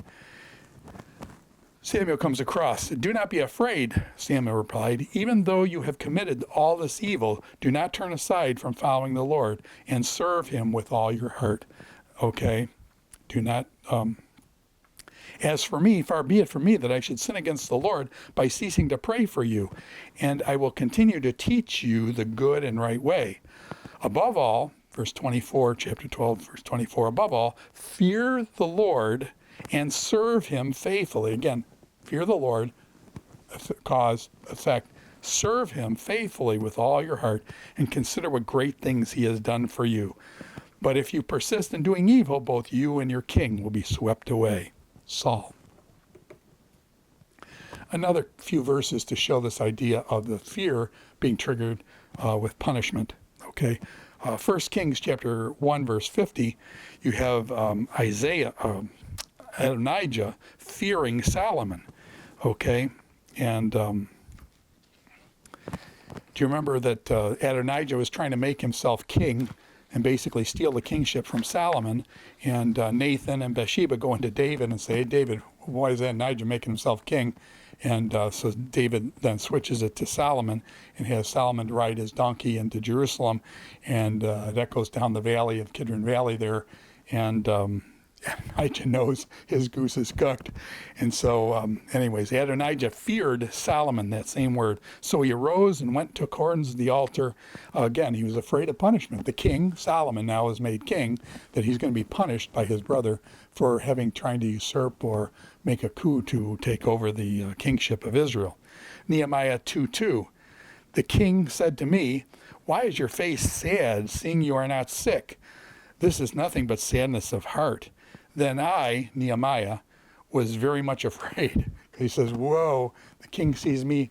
He's the king's cupbearer. He's the one who tastes the wine to make sure the king doesn't get poisoned and things. And so the guy sees Nehemiah with a sad face. It's like, you don't want the king to see that. The king is going to think somebody's making a plot that's going to poison me. And Nehemiah is sad about it because he's my buddy. Okay, so then Nehemiah was very much afraid because the king saw that he was sad, and so Nehemiah is going to have to explain why he is sad, and get some of the people back out of Babylon back to Israel, and that kind of thing. So, terror of punishment. Again, all right, Psalm chapter. Let me just read this here. So here in this. 1 Samuel 12, going back to that, here are two types of fear contrasted. The people failed to fear God in the sense of serve and obey, but ended up fearing God in terms of divine punishment. So there's actually two types of fear that were developed in that 1 Samuel 12 passage. The fear of God, who basically was to lead them to serve and obey God. And that was the fear of God to lead them to serve and obey. But then there's a play on that. The second use of the term then in terms of fear, in terms of judgment and punishment fear. And so you got to be careful then of the context, because two different types of meaning causing obedience and serving God are contrasted with the fear of God of punishment in the same passage, kind of beginning and end. So the people failed to fear God in the sense of serve and obey, but ended up fearing God in terms of punishment and fear of punishment because of their sin. Such fear of punishment is alleviated with repentance and loyal servants to the divine king. Okay, another fear of punishment passage over in Psalm chapter 130, verse 4. And this says, "If you, O Lord, kept track of our iniquities, then who, O Lord, could stand? But with you there is forgiveness, so that you may be feared." And this is very interesting here. Notice the connection between forgiveness and fear. Forgiveness and fear. God forgives the person. He is to be feared because he is the one who is able to forgive. And therefore, we are in a helpless position. We are helpless in a humbled position. And therefore, we must wait basically for God to forgive us. And so therefore, he is the one who controls forgiveness, and therefore we fear him in that sense, because he is also the one who is not able to forgive and to punish. Okay, we see that in some of the parables in the New Testament. Now, I want to move on now to other types of fear, not just the mysterium tremendum type or the fear of punishment, but rather to cultic observances of the fear. And this is more cultic, legal, and moral types of fear. The fear of God and cultic observance, that is, when I'm talking about fear in this sense, to fear God means to serve and to obey and to worship. So in a cultic context, where you sanctuary, sacrifices, you've got the notion of worship, and you've got the notion of serve and obey. The fear of God is obedience. The fear of God is triggering obedience. Okay, so the fear of God is the vehicle. The target is obedience. 2 Kings chapter 17, verse 25 and 41.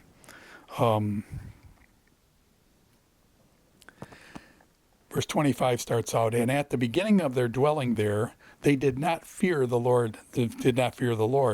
Therefore the Lord sent lions among them and killed some of them. So the king of Assyria was told, 'The nations that you have carried away and placed in the cities of Samaria do not know the law of the God of the land. Therefore he has sent lions among them, and behold, they are killing some of them, because they did not know the law of the God of the land. Then the king of Assyria commanded, send one of the priests of the law of God of the land. So one of the priests whom they had carried away to Samaria came and lived in Bethel and taught them how they should fear the Lord. How they should fear the Lord. Okay, so the king of Assyria comes down, swoops down, takes Samaria away, 721, 722. King of Assyria, brutal, takes them away. The poor people are left in the land. Lions then multiply and start killing some of the people as the king of Assyria took the Jews away, but then he brought other peoples in and repatriated them to the land of Samaria. So there's this mixed breed of kind of foreigners come into Israel at this time, brought in by the king of Assyria, and the natural Jews who were poor at that time, and they're going to intermarry, become the Samaritans. Okay, so what happens is the lions start eating, and the people say, hey man, the gods of this land, we're getting eaten by these lions. We need to observe, we need to reverence the God of this land. And how do you do that? Basically, so the king of Assyria says, okay, get me a Jewish priest, Cohen, or whatever, and bring him in, and he'll teach the people how to basically do the sacrifices, the worship, the cult for the God of Israel, and therefore the lions will stop doing this. But notice what they call this. They will taught them how they should fear the Lord, how they taught them. Notice you could teach the fear of the Lord. The teaching of the fear of the Lord now is the teaching of the decrees and the commandments which God commanded that they are to observe.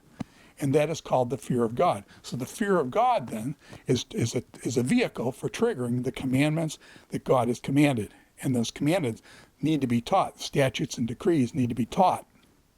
Okay, so the fear of God is really referencing those commandments. But every nation still made gods of their own and put them in the shrines of the high places that the Samaritans made. Every nation in the cities which they lived. And the men of Babylon made Sukkot, Benot, and they also feared the Lord and appointed among themselves all sorts of people as priests of the high places and sacrificed for them in the shrines and the high places.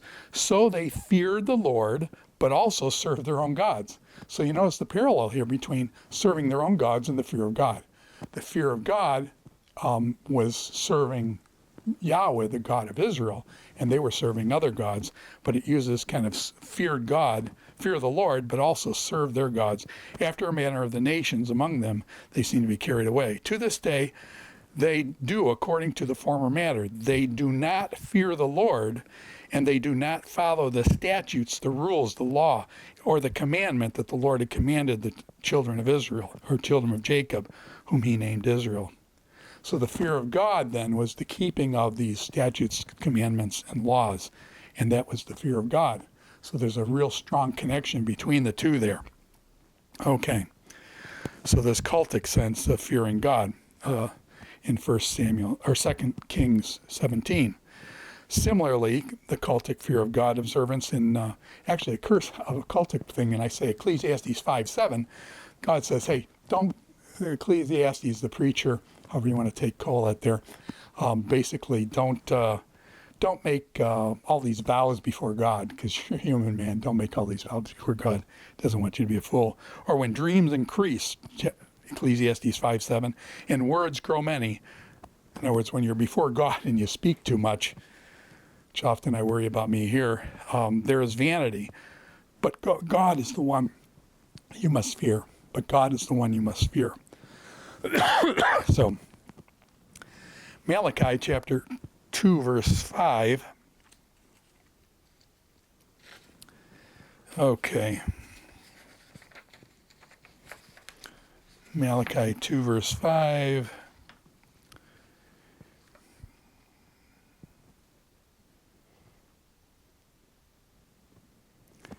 Let me just read that to Malachi 2, 4 and 5.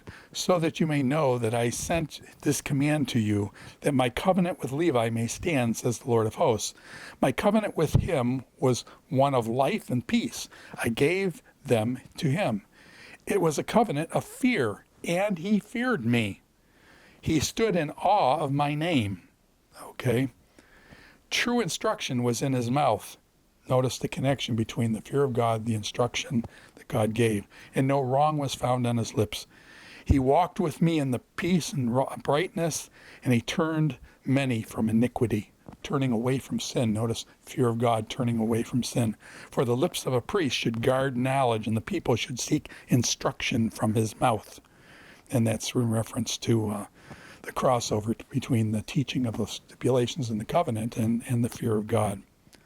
So this fear of God kind of goes through the prophets. It goes through the, as we've seen, in all different ways. Now, fear of God in terms of obedience, okay? Now, the fear of God is respect and reverence. Now, this is the one everybody likes, okay? So this type of fear is in Leviticus chapter 19, verses 29 and 30. Leviticus 19, 21 and 30. Okay, do not profane your daughter by making her a prostitute, lest the land fall into prostitution and the land become full of depravity.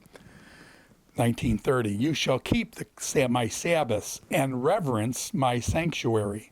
This is fear.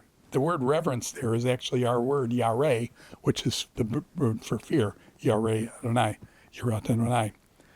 The reverence my sanctuary. Now, do you fear the sanctuary or do you reverence it? You don't fear the sanctuary. The sanctuary is not like a dog that's coming after you or something like that. You're reverencing it. You show respect. You show respect. R-E-S-P-E-C-T. Respect. Okay, as the song went. And you respect it. And the sanctuary was to be respected. And it uses the word fear. Again, the target is respect. Chapter 26, verse 2, Leviticus 26:2. You shall not make idols for yourselves or erect an image or a pillar. You shall not set up a figured stone in your land to bow down to it, for I am the Lord your God. You shall keep my Sabbaths and reverence or fear my sanctuary. I am the Lord. If you walk in my statutes and observe my commandments and do them. So, fear the sanctuary, it's respect and reverence and things. Other types of reverence and fear things. Again, chapter 19 of Leviticus. Every one of you shall revere his mother and his father, or fear his mother and father. And you shall keep my Sabbaths. I am the Lord your God. Verse 30. You shall keep my Sabbaths and reverence my sanctuary, as we just looked at. So the parents are to be, fear your parents. Well, you kind of fear your parents because they're the ones who distribute punishment. So that aspect plays one part of it. But that's not the point that he's making here. Again, context determines meaning. The point he's making here is that one is to revere, that is to respect their father and their mother. And so that's the idea of respect and reverence there. Now, we come down to the Lord. The fear of God is teachable, okay? And this is, let me develop this notion of the teaching of the fear of God. Apparently, it can be taught. The fear of God can be taught. Now, when you say it can be taught, we're not talking about, the terrifying fear that happens like instantly when one sees a manifestation of God and some of these other things. But in terms of the statutes, if the fear is standing in or is the vehicle to trigger the statutes and the laws and the commandments and decrees of God, then they can be taught. And so here we have in Psalm 34, verse 11 and following, come, O children, listen to me. I will teach you the fear of the Lord. I will teach you the fear of the Lord. What man is there who desires life and loves many days that he may see good? How is he going to teach it? Here he's teaching the fear of God. What is this? Here's what he's teaching. Keep your tongue from evil. And you'll notice, we're going to get this big in time in Proverbs and stuff, the fear of God is the hatred of evil.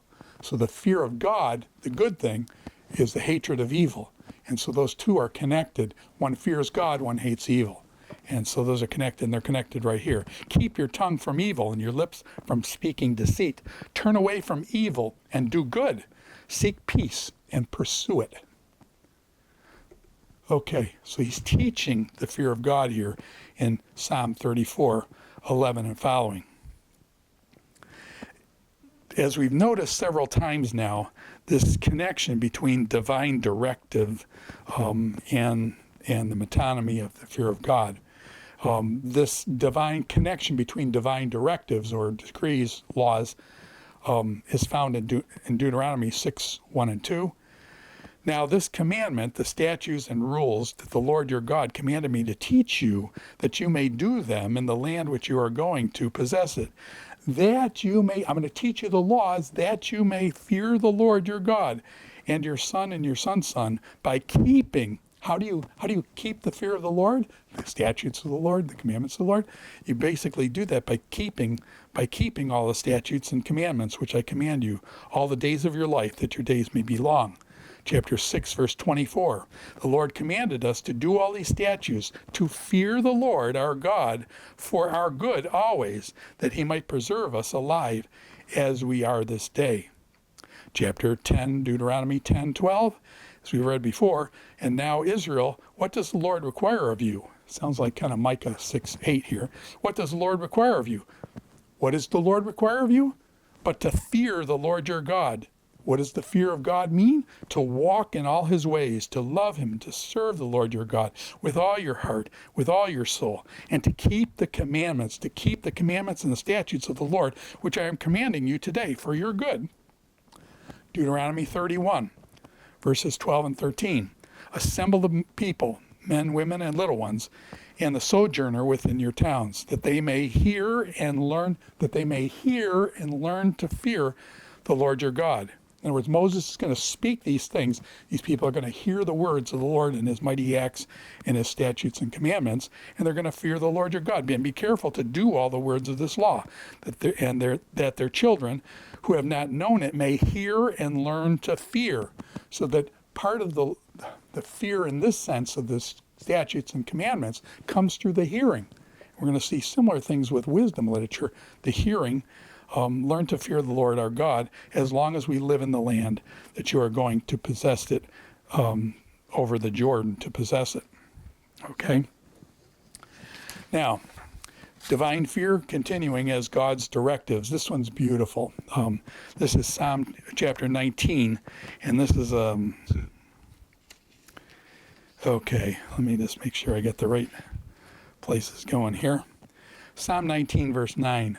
This is Psalm 19, phenomenal psalm. The heavens declare the glory of God. The heavens declare the glory of God. The firmament shows his handiwork. Day unto day out of speech. Night unto night pours forth knowledge. There is no speech or language, their voice is not heard, but it's in creation. And then down in verse 9, then it switches away from the creation, God speaking creation, to now God's commandments, okay? And what's going to happen here is you're going to have a divine directive type that's going to be named, and the quality is, so you're going to have the result and the effect, the result and the effect, the result and the effect, okay? So the result is a divine directive, okay? The law of Lord, okay, that's the law of the Lord, is perfect, okay? So you've got a divine directive plus a quality and leading to a result. I'm sorry, I messed that up. A divine directive, laws, decrees, commandments. You're going to have a divine directive, give the quality of it, and then the result and the effect in the life of people. The law of the Lord, that's our divine directive, is perfect. The quality, result, reviving the soul. The testimony of the Lord, divine directive, quality, is sure, result, making wise the simple. The precepts of the Lord, divine directive, are right, quality, result and effect, rejoicing the heart. The commandment, divine directive, of the Lord is pure, quality, result, enlightening the eyes. This is what we've done. The fear of God, the fear of the Lord is clean. The fear of the Lord is the divine directive. Its quality is clean, enduring forever, the result. So do you see that all of these are divine directives, statutes, laws, commandments, and the fear of God is mentioned as one of those, paralleled perfectly with it as a divine directive. And its quality is pure and clean. It's right, and here in this case is clean, and then the result is enduring forever. And then it's followed in parallel with the rules of the Lord. That's again the divine directive. The quality of it, the rules of the Lord are true. And then what's the result? And righteous altogether.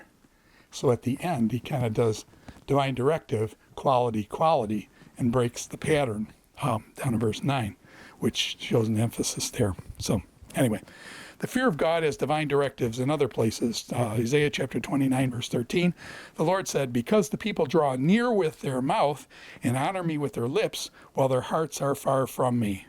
Very interesting statement. And their fear of me is a commandment taught by men. Their fear of me, notice the connection of fear and the commandment. He's saying basically the fear of God is a directive from God, is a commandment taught by men.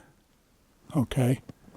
This is the being enticed by the rule of second opinions, okay?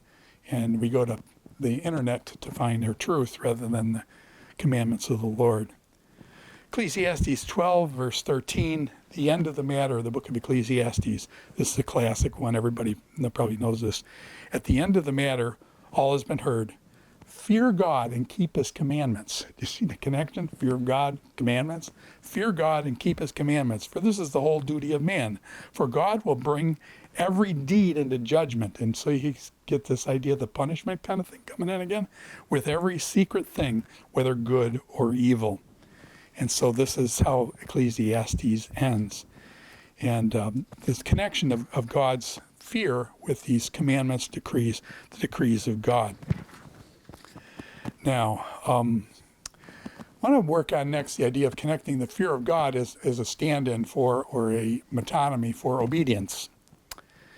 And in chapter Psalm 119, you remember Psalm 119 with the great acrostic there, 8 verses, starting with Aleph, 8 verses with Beit, Gimel, 8 verses, 8 verses, 8 verses through the whole alphabet, and an acrostic there of the magnificent Psalm 119, longest psalm in the Bible. By the way, what's the second longest psalm in the Bible? David Emanuel taught me this one. Second longest psalm in the Bible is Psalm 78. Very interesting. So, okay, but Psalm 119, 63, I am a companion of all who fear you, of those who keep your precepts. So keeping one's precepts or obedience is paralleled with all who fear you. The ones who fear you are the ones who keep your precepts. Okay? So the precepts of God, basically obeying those, are parallel with fear of God.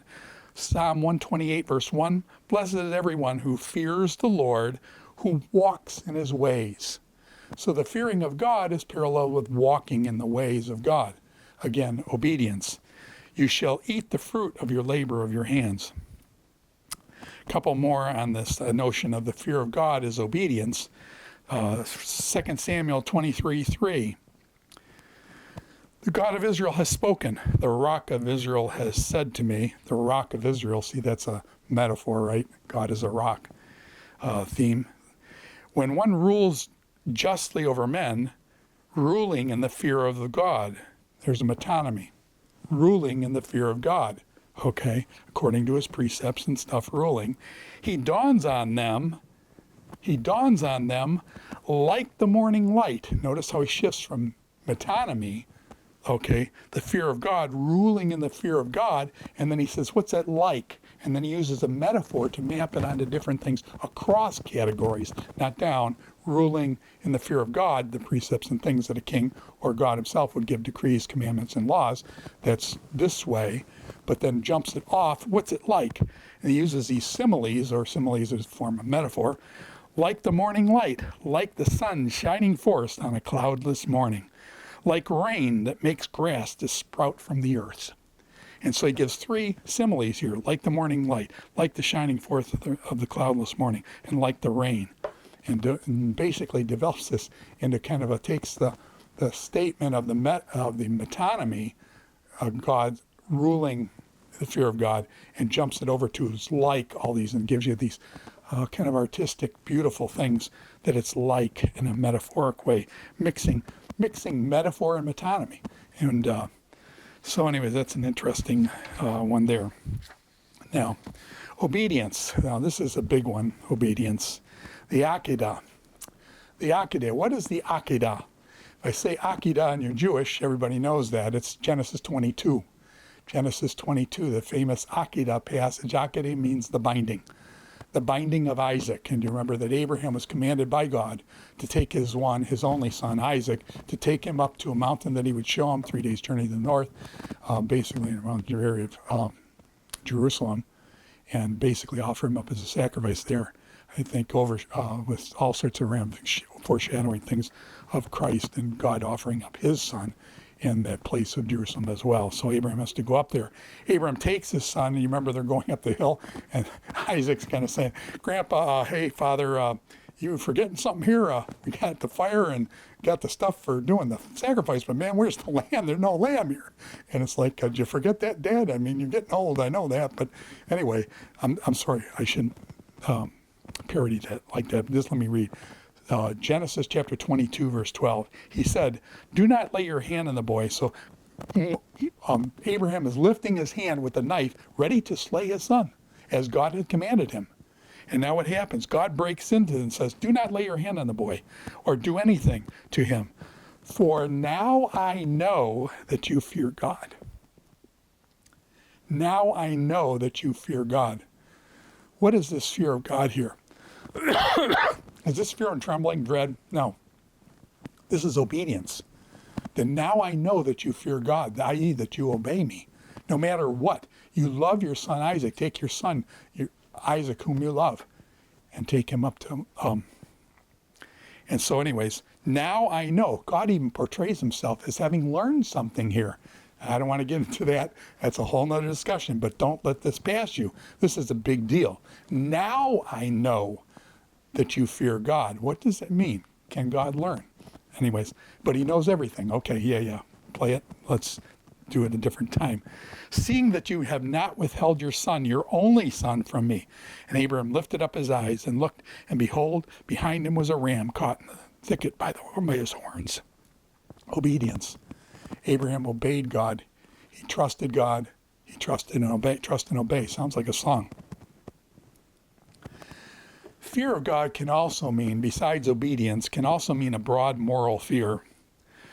And this is often done by foreigners, okay? So these are people outside the covenant of Israel, foreigners, and it says that they fear God. Okay, let me give you some examples. Genesis chapter 20, verse 8 and 11. You remember Abraham lied about his wife. He says, hey, man, we're going to this Philistine territory here, Abimelech's king. Oh, man, the king's going to want you because you're so beautiful. And anyway, so say you're my sister, and then the king won't, he won't kill me because you're my wife and he wants my wife. Okay, so in Genesis chapter 20, verse 8, it says, so Abimelech rose early in the morning and called all his servants and told them all these things. And the men were very afraid because God actually has some dreams and other things for Abimelech. And Abraham says, I did it because I thought there is no fear of God at all in this place, and they will kill me because of my wife. There is no fear of God, kind of a general moral character to these people. And because you didn't have that general moral character, I know you guys aren't really that moral and stuff, so you can't kill me and take my wife. Okay, Genesis 42:18, Joseph says this. Remember, he was playing with his brothers. His brothers come down to him in Egypt, and they're starving up in Israel. And they come down, and here's Joseph sitting on the throne, basically. And he's the one they sold into Egypt, but now he's over at Egypt, just under Pharaoh. And so Joseph hides himself, so they don't know that this is Joseph. And so then on the third day, Joseph said to them, do this, and you will live, for I fear God. What is it? Basically saying, I'm a moral person, and I won't cheat and do bad things to you guys. I'm a moral person. And it's talking about general morality. But notice again, like Abimelech actually feared God. He was a Philistine. Here Joseph is being portrayed as an Egyptian. But he says, for I fear God, meaning I have a general morality. I'm not going to hurt you or do bad things to you. If you are honest men, let one of your brothers remain confined where you are in custody, and let the rest go and carry grain for the famine for your households. And so Joseph is using that kind of as foreigners, and we'll see that come up over and over again where they call them God-fearers. And other types of fear is simple piety. Simple piety. 1 Kings 18:3. Excuse me. 1 Kings 18:3. Ahab versus Elijah the prophet. Prophets of Baal up on Mount Carmel. Ahab called Obadiah, who's over the household.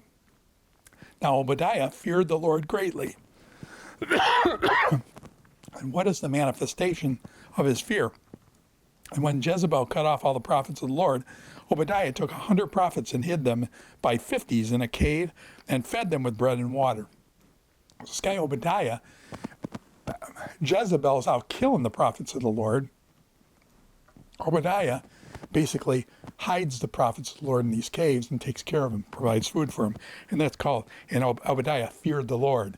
That is kind of a type of fear, a simple piety, that he's a pious man and he's taking care of God's people, particularly God's servants, the prophets. Fear as a virtue. Fear as a virtue. Now we're getting more close to wisdom literature at this point and moving in that direction. Let's start out with the book of Job. There was a man, Job 1:1. There was a man in the land of Uz whose name was Job. Excuse me. And that man was blameless and upright, virtues, blameless, virtue, upright, one who feared God, virtue, and turned away from evil. Notice again that connection, fear of God, evil, opposite. Okay, so this is referring to Job's blamelessness. He's blameless, upright, one who fears God. In chapter, and actually let me read Job 1:8 and 9, and this becomes the whole basis for the book of Job. Job verses 8 and 9, and this sets up the whole book. Okay, so God comes and says, hey, Job's blameless, upright, one who fears God. Satan shows up, the Satan, however you want to take that. And the Lord said to the Satan, the accuser, or however, listen to John Walton's videos that we have up on Biblical e-learning for that interesting take on Hasatan, the Satan. Have you considered my servant Job? God brags. There is none like him on all the earth. Blameless and upright, who fears God. Notice blameless, upright, fears God. Same thing as he said in verse 1. And turns away from evil. Again, groups those together, the virtuousness of this man.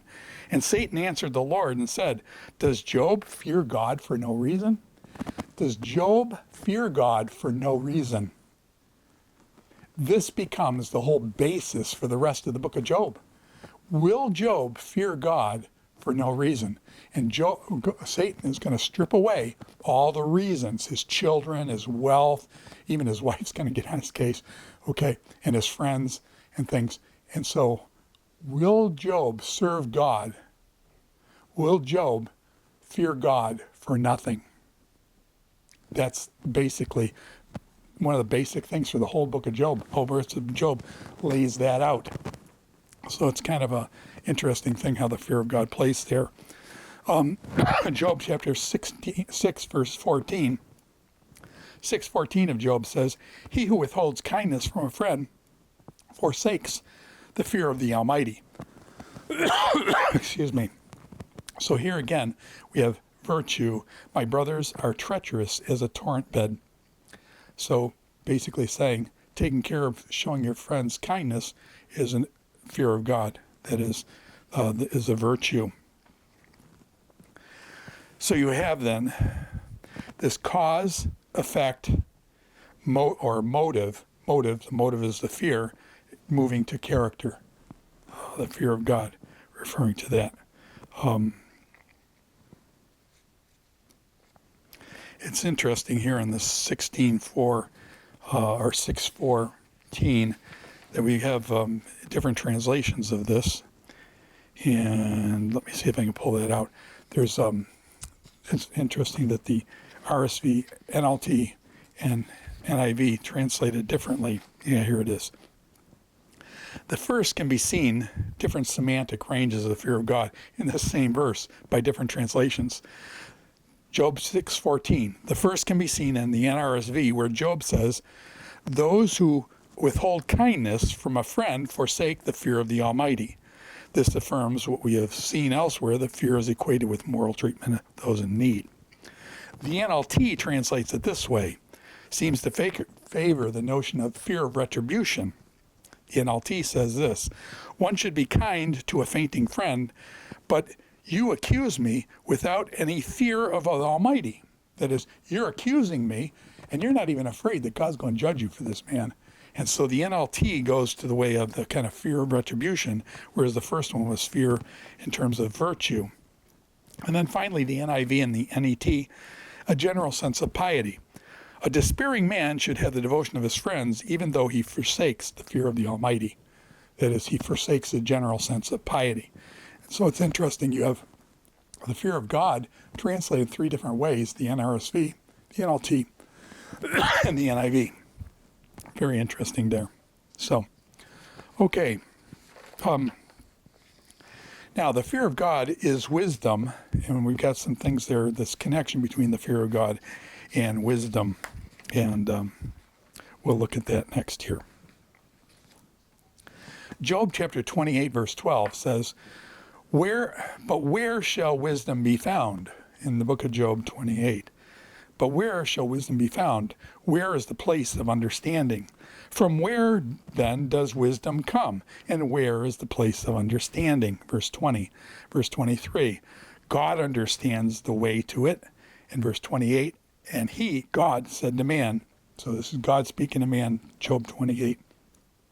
Behold, the fear of the Lord, that is wisdom. And to turn away from evil is understanding.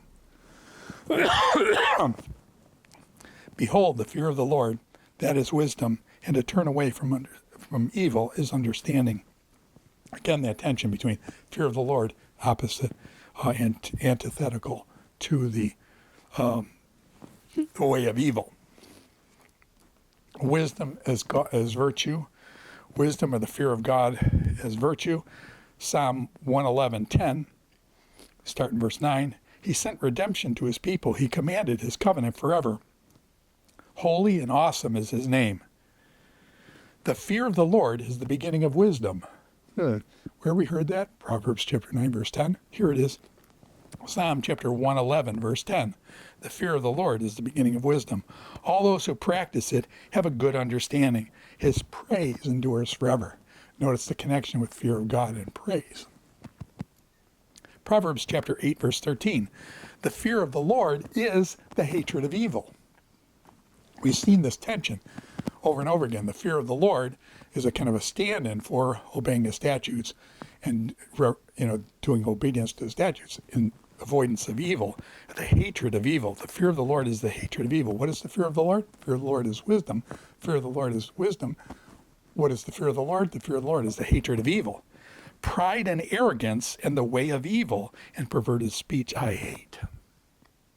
So God's identifying himself now, saying, if you fear me, you're going to have the same qualities I have, where I hate pride and arrogance.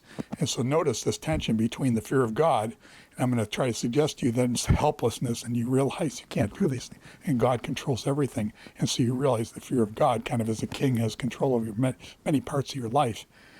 And basically God says, I hate pride and arrogance, where you think you got. And so anyway, that's in Proverbs chapter 8, verse 13 there. And okay, now the fear of God is the beginning of wisdom.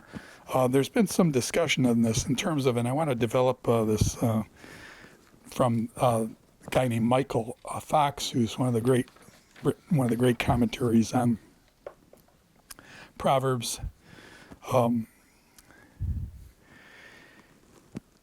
So Michael Fox develops in regard to Proverbs chapter 1:7 in his magisterial commentary on Proverbs. There's 2 great commentaries on Proverbs. One would be Bruce Waltke's 2-volume work on Proverbs. Michael Fox's 2 volumes on Proverbs, also excellent. Both of those are 2. A smaller one that's very good is Derek Kidner's work. And there's also Andrew Steinman's written a really good commentary on Proverbs. And then one written by a friend of mine who is just excellent, is Tremper Longman, wrote a good-sized commentary in the book of Proverbs. And those would be great commentaries on the book of Proverbs if you're looking in that direction. But Michael Fox here says, in regard to Proverbs 1:7, fear the Lord is the beginning of knowledge. Fools despise wisdom and instruction. In what sense is the fear of God, the beginning of knowledge, or the beginning of wisdom, as chapter 9, verse 10 says. First in time, the beginning, in other words, it's the first step. So fear of God is the beginning of wisdom or knowledge, is the beginning of knowledge. Fear of God is the beginning of knowledge. That is, it's the first step. It's the prerequisite, if you will. The prerequisite, the first step. It's the first move you've got to make on this path of pursuing wisdom. The principle, the second view then is, so the first principle, that is the first prerequisite for wisdom.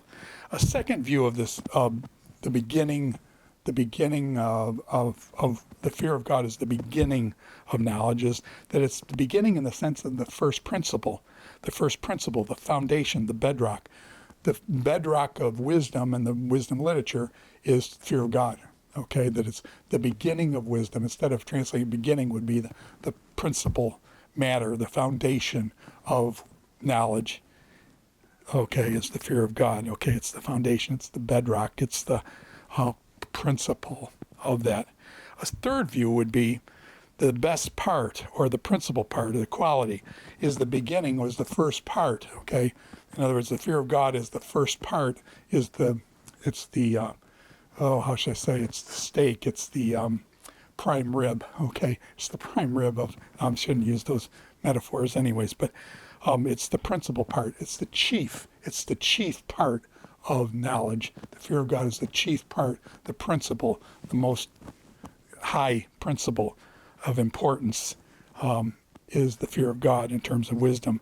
Fox then, after presenting these three views, the first in time or prerequisite, the foundation of wisdom, and the principal part, the most important part, he actually goes with the beginning, meaning the first step in the pursuit of wisdom. And I think I have to respect that. He's done a lot of work on that, and this seems to be right. I think actually the fear of God actually works with all of these three principles, but in this context, I think he's correct in saying the beginning, meaning the first step or prerequisite.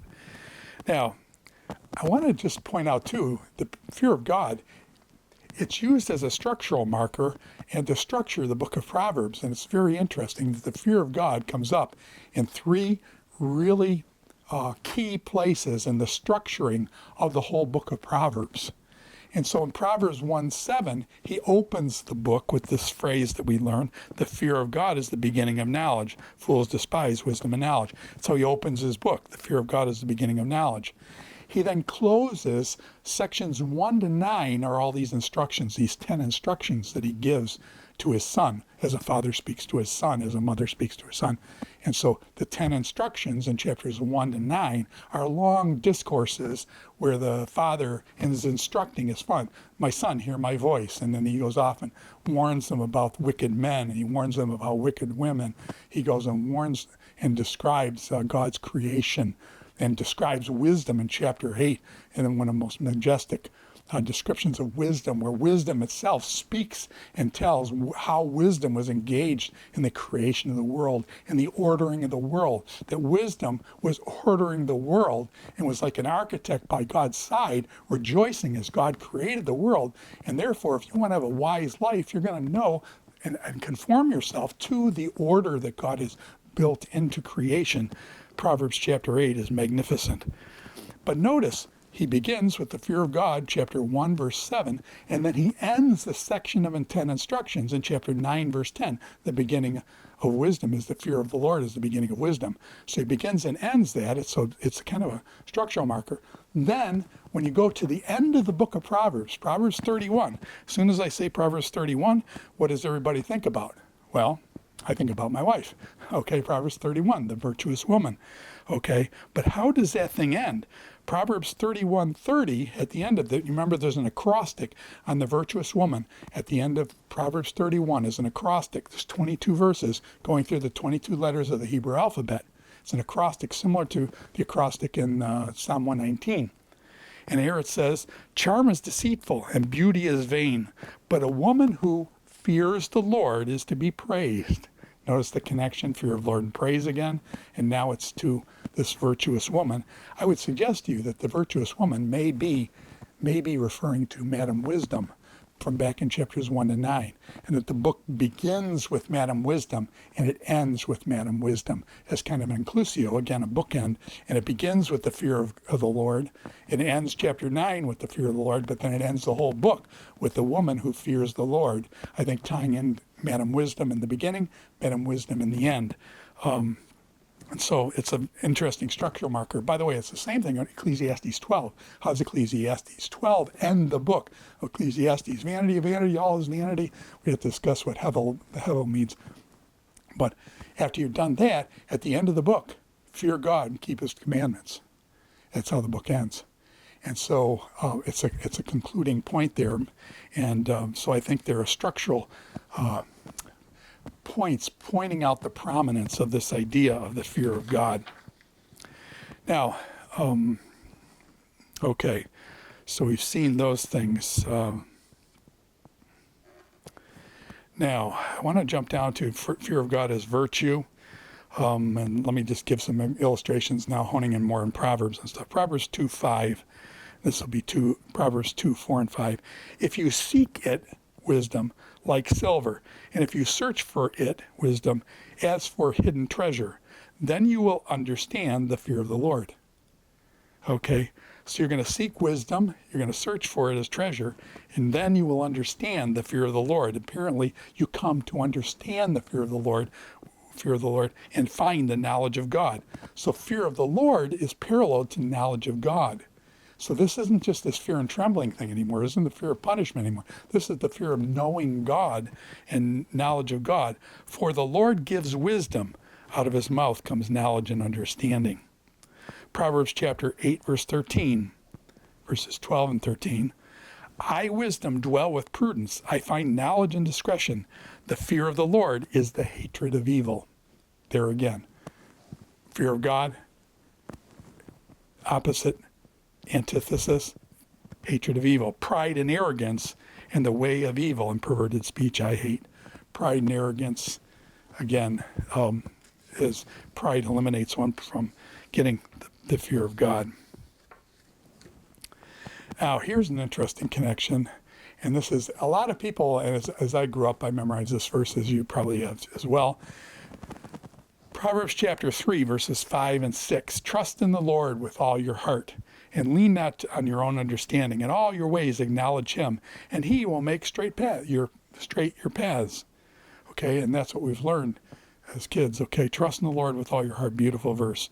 In all your ways acknowledge him, and he will make straight your paths. The next verse is very interesting. Verse 7. Be not wise in your own eyes. Okay, be wise in your own eyes. Arrogance, pride. Okay, be not wise in your own eyes. Fear God and turn away from evil. Again, that connection with the fear of God now leading to humility. Okay, be not wise in your own eyes. The opposite of being wise in your own eyes is fearing God, of realizing you're, before God Almighty, and turn away from evil. The moral, virtuous thing of turning away from evil, and it will be healing to your flesh. Beautiful set of verse there. Proverbs chapter 15, verse 13. Let me see where I'm. Yeah. The fear of the Lord is instruction in wisdom. Humility comes before honor. Now, notice this parallel here. The fear of the Lord is paralleled with humility. So again, as we noticed this several times now, but here it's very explicit. Proverbs 15:33. The fear of the Lord is instruction in wisdom. Humility comes before honor. And so humility is paralleled here with fear of the Lord. Now, other types of fear of God is virtue. Proverbs 13:13. He who despises the word brings destruction on himself, but he who reveres, says revere, but it actually is the word fear or obeys. Probably reveres probably misses it. It probably means obedience here. He who reveres or fears or obeys the commandment will be rewarded. Okay. And then actually in chapter 14, in verses 26 and 27, you've got a proverb pair. And actually, I've gone through a bunch of places in Proverbs and noticed there are hundreds of these Proverbs where the Proverbs are paired together. And a lot of people say that Proverbs 10 and following are helter-skelter, thrown together, mixed up Proverbs. There's no order to the Proverbs. And yet here we find that there are like 124 pairs that happen where these Proverbs are paired. You may have seen my lecture on answer not a fool according to his folly, lest he be wise in his own eyes. Okay, and the next verse says, answer a fool according to his folly, lest he be wise in his own eyes. And it's, lest you be like him. Okay, the first one is, answer not a fool according to his folly, lest you be like him. Proverbs 26:4. 26:5 says, answer a fool according to his folly, lest he be wise in his own eyes. Those two obviously are paired together very tightly, and there are many of these pairs. Well, there's a proverb pair of the fear of God. Here it is, Proverbs chapter 14, verses 26 and 27. In the fear of the Lord, one has strong confidence, and his children have a refuge. Verse 27, the fear of the Lord is a fountain of life. Notice how it mixed the metonymy, the fear of God, with the fountain of life. It's kind of a metaphor, that one may turn away from the snares of death. So here, the fear of punishment, the fears of death. Proverbs chapter 29, verse 25, the fear of man lays a snare, but whoever trusts in the Lord is safe. Notice here, the fear of man is contrasted to the trust in the Lord. And the trust in the Lord you could say, the fear of man lays a snare, but whoever fears the Lord is safe. And so trust and fear of God there are, we can parallel those two. Proverbs chapter 10, verse 27, the fear of the Lord prolongs life, but the years of the wicked will be cut short. Now here, the fear of the Lord prolongs life, but the years of the wicked are cut short. Wicked is usually paralleled to what, or antithetically paralleled, the wicked and the righteous. And this occurs 100 times at least in the book of Proverbs, the wicked and the righteous and the wicked and the righteous. Here it says the fear of the Lord prolongs life. So here is kind of the fear of the Lord is a kind of a stand-in for, a metonymy, for the righteous. Whoever walks in uprightness fears the Lord. So what is the fear of the Lord? It's this walking in the ways of uprightness. But he who is devious in his ways despises him. Okay. Now, this is interesting. We're going to jump out to Isaiah. And this is an interesting one, I think, in how the fear of God is used here in Isaiah chapter 11. Isaiah chapter 11, verse 2 and following. Speaking of the Messianic king, there shall come forth a shoot from the stump of Jesse, David's line, and a branch from his root shall bear fruit. And the Spirit of the Lord shall rest upon him. This Messianic king was to come, Isaiah chapter 11. And the Spirit of the Lord will rest upon him, the Spirit of wisdom and understanding. Again, do you kick in the wisdom? The Spirit of counsel and might, the Spirit of knowledge and the fear of the Lord. Again, knowledge, fear of the Lord, kind of like doing that parallel thing, synonymous parallelism. And his delight shall be in the fear of the Lord. Again, not the fear of punishment and those types of things, but in a positive sense, in the what? Obeying the Lord. And so this is talking about obedience and that type of thing. He shall not judge by what his eyes see, or decide disputes by what his ears hear. But with righteousness he shall judge the poor, and decide the equity for the meek of the earth. So now, as the Messianic king, he fears the Lord, and then that results in him distributing justice to the poor and needy. And so beautiful passage there on the Messianic king himself, fearing God in the sense of obedience to the ways of the Lord and the knowledge of God. The fear of God, other types, Proverbs 24:21 was one that just kind of opened my eyes to some of this stuff. And basically, Proverbs 24:21 says, my son, fear the Lord and the king. Fear the Lord and the king. And do not join with those who do otherwise, for disaster will arise suddenly from them, the Lord and the king. In other words, the king and God can do all sorts of things that you can't control. You're helpless. And so therefore fear them, and who knows the ruin that will come from them both. So you need to fear God and the king. And very interesting. And the kings, we've learned from other places, the kings are to fear the King of Kings. And so this notion of fear up, showing, an interesting connection there with this notion of fear and one who's in that kind of authority. Fear and trust, we've been through that already.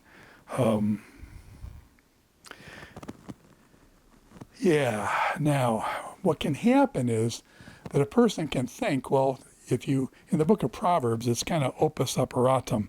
In other words, you do this and this will result. And so you've got these promises from God. And as we've said in other places, Proverbs are not promises. That's a huge thing to get in your skull. Proverbs are not promises. Proverbs are not promises. So then you've got to ask, what is a proverb? And we've got a whole video lecture on that. What is a proverb? Proverb is not a promise, but what is a proverb? Don't just dismiss. Some people dismiss the book of Proverbs. They say, well, the Proverbs are not a promise. And that's a way of, decreasing the Proverbs down here, saying, well, it's not a promise from God, 100%. And then they make up, okay, Proverbs have their own way of coming at truth, just the way the historical books have their own way of coming at truth, as does the Psalms, and as does, Proverbs. A slack hand causes poverty. A slack hand causes poverty, but the hand of the diligent makes rich. So people say, act or character versus consequence. Character leads to consequence. And this is the fundamental underlying of the Proverbs is character consequence. That's the fundamental movement of most all the book of Proverbs. Character leads to consequence. Character leads to consequence. Now, some people use the word act consequence, but I think it's better to use the word character consequence. And then this is an example of it. Slack hand causes poverty. Slack character, slack hand causes what? Poverty. Okay? But a diligent hand, the hand of the diligent, by the way, hand of the diligent and slack hand are both metonymies, right? It's talking not about your slack. I got a slack hand. That hand is slack. This one here is diligent. I'm left-handed. This hand here is diligent. Okay. No, that's not what it's saying. The hand is a stand-in, a metonymy for the person. The slack person and the hand of the diligent is the diligent person. Makes rich. So is this a guarantee from Proverbs? As an operandum, it's just like God puts in this logarithm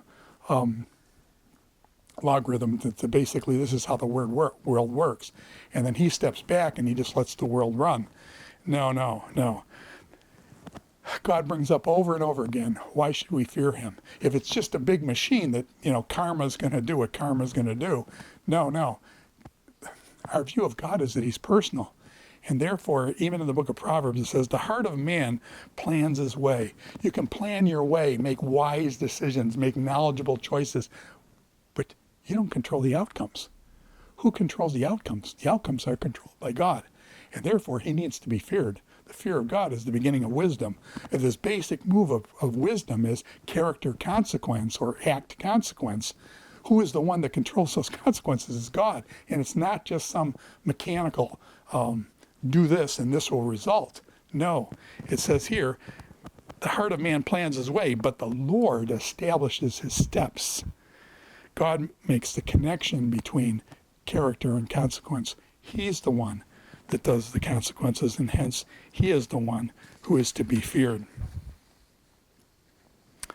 Okay, Proverbs 21, 30 and 31, same type of thing. Proverbs 21, verses 30 and 31.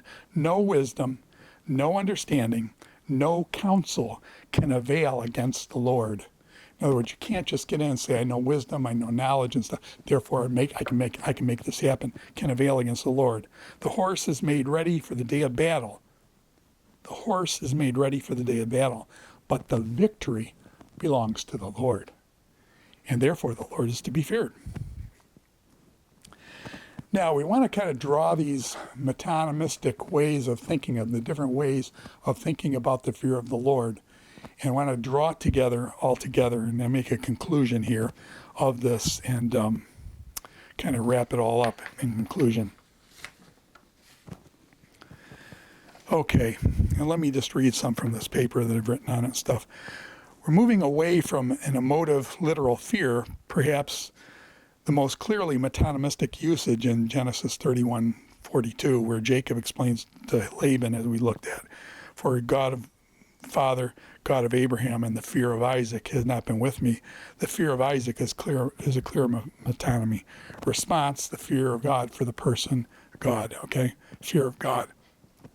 Okay, in the legal materials, metonymistically extending its meaning contiguously, in other words, going this way across the plane, the legal materials is this for ordinance. Sometimes the fear of God refers to ordinance, statutes, laws, decrees. The fear of God is used as a stand-in for obedience, also motive for act. The act is obedience. The motive is fear of the Lord. And the fear of the Lord is a way of saying, basically, of general morality too. Even people outside are going to be known as these kind of group of God-fearers who are often outside the covenant with Israel. In wisdom, the fear of the Lord can be a stand-in for wisdom, for knowledge, understanding, and other terms like righteousness, the source of the character, and or for a source of virtue. These are examples in Proverbs, however, in which the fear of God is emotion. There are that way.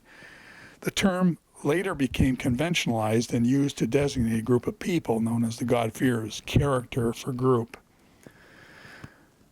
Thus, metonymy furnishes a useful means of seeing the extension of an original sense into various diverse meanings in the syntagm fear of the Lord.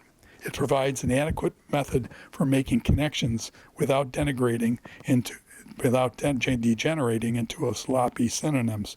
It is no solution to reduce the fear of God to a synonym with its various collocations, whether wisdom, obedience, or commandments. This would be mashing things together. In other words, we just can't take all these meanings that we've explored and say whenever we read the fear of God, it means all of these things. The answer is no. You got to look at the context, and the context distinguishes. Now we've got categories to distinguish many of these meanings and things to note about the fear of the Lord. Nor should reductionistic linking of emotion of fear be forced as a universal background for all these things. In other words, fear, terror, fear, yeah, we talked about that, but that's not to be read into all these things. Sometimes it just means a statute or a law of the Lord. So you've got to be careful and not mash things together like that. So now let me present, and I'm going to kind of do something here, a metaphor. As we said, he shall be like a tree. It's jumping across categories. The Lord is my shepherd. Okay, the Lord is a door. Okay, a door letting the sheep in. Okay, the Lord is a rock. Okay, those are metaphors. And we've been talking about this time, metonymy, the hand of the diligent, the fear of the Lord as meaning obedience and meaning reverence as meaning fear and dread. Okay, and so you can put the metaphor and the metonymy together, and they actually have come up with a term called metophtony. Metophtony. Okay, so it's metaphor plus a metonymy pushed together. And that's how I want to end with this chart that we've developed and just explore this and kind of coming in conclusion here. You'll see on the chart that it starts out with the divine king. God is a king. Or actually, the human king is also to be feared. So you see this thing with fear and the king. It's associated. So the divine king, but divine king is a metaphor. God as a king is a metaphor, talking about God, as God as a shepherd. By the way, shepherd in Psalm 23, according to Don Fowler, my teacher, basically says that the Lord is my shepherd means the Lord is my king. And if you read it, the Lord is my king, then the whole psalm fits together. Otherwise, you've got two things going on there that aren't always. You've got a shift in the psalm. The royal banquet at the end does not fit the shepherd with his sheep out by the wood. So you've got two metaphors being developed. If you take it, the Lord is my king, the whole psalm fits as one and a beautiful thing toward God as king. So anyways, divine king. And in Psalms, king is big. In Psalms, you've got the psalm, you've got the king, you got the psalmist who's in trouble usually, and you've got the enemy. And so those are the three big movements in the book of Psalms. The divine king, the psalmist who's hurting, and the enemy who's basically attacking, and the psalmist and calling on God to help him with the enemy. But it was a divine king. And then out of the divine king, you've got theophanic acts. Theophanic acts are God appears to him in a burning bush and he's terrified. Okay?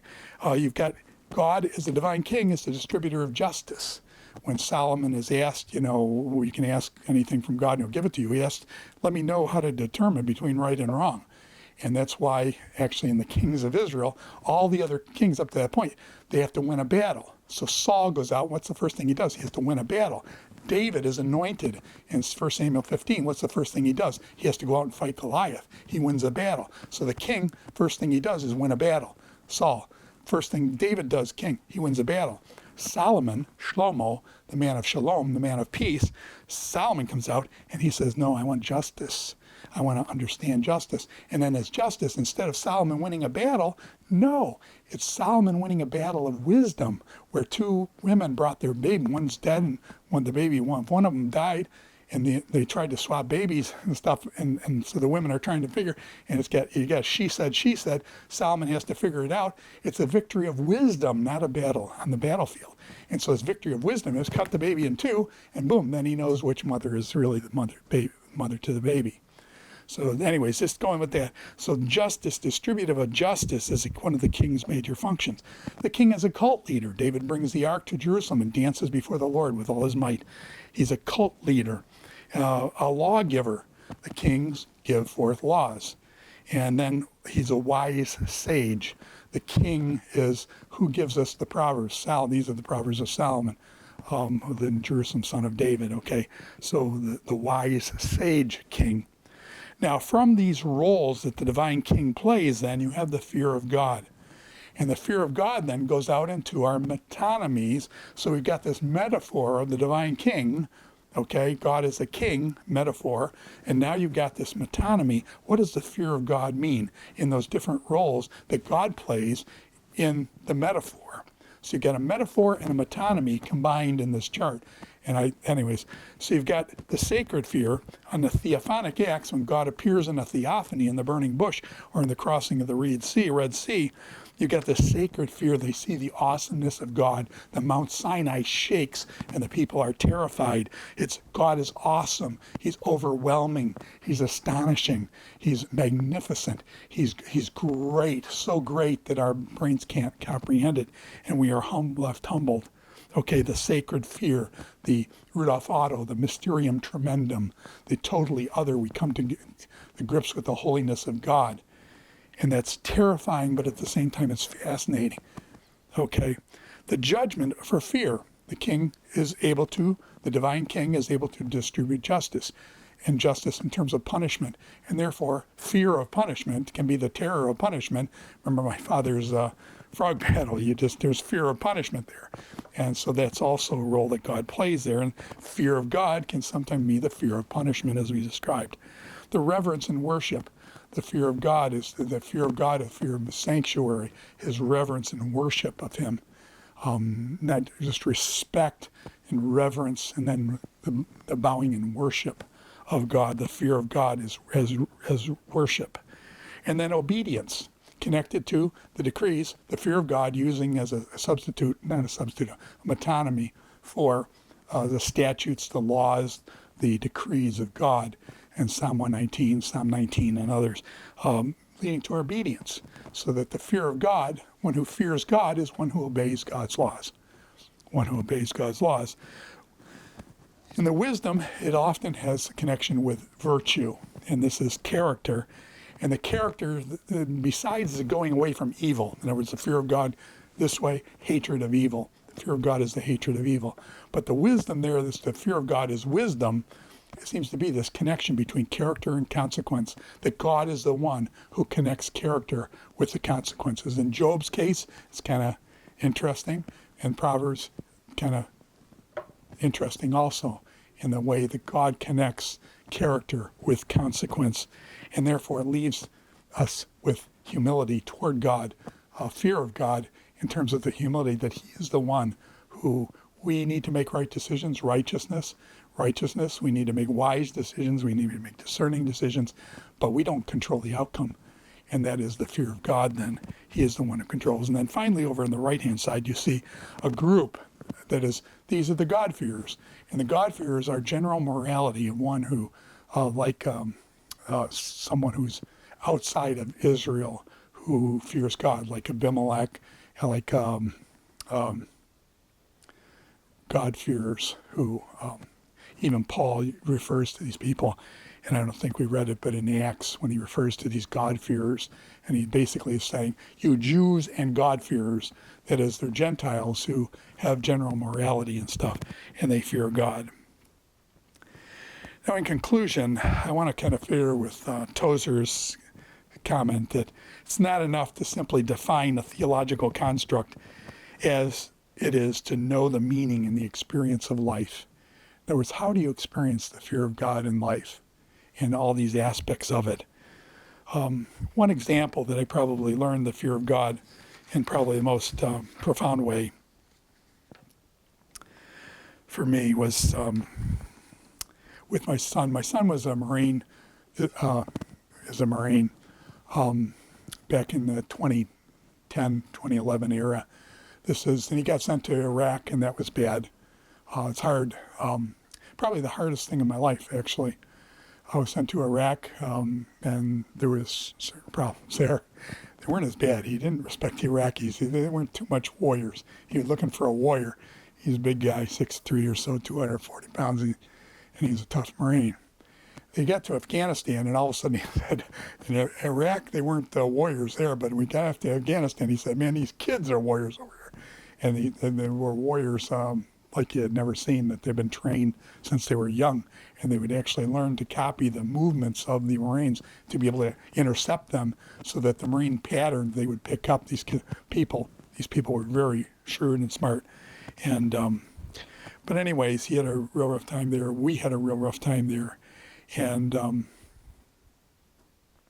learned something. I think it was probably the hardest thing in my life. We've had a lot of things go on in our family. We've got 4 kids. And if you've had teenage kids, all of them have had their unique ups and downs. And that's been good. We love all our kids, and our kids love each other, which is great. Now that they're all grown. I got a daughter who's over 40 now, 2 of them. Whoa. Anyway, so he's over in Afghanistan.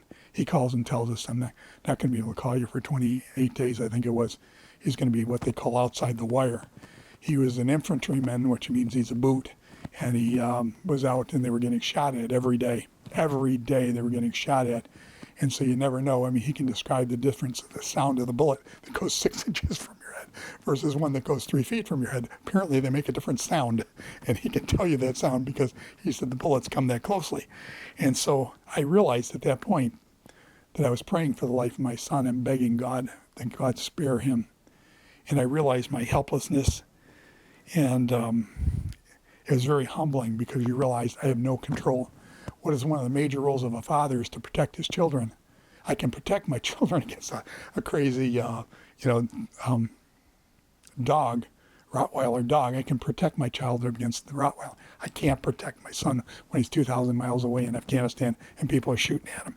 And so the feeling of helplessness then led me to the fear of God, realizing that only God can control these situations.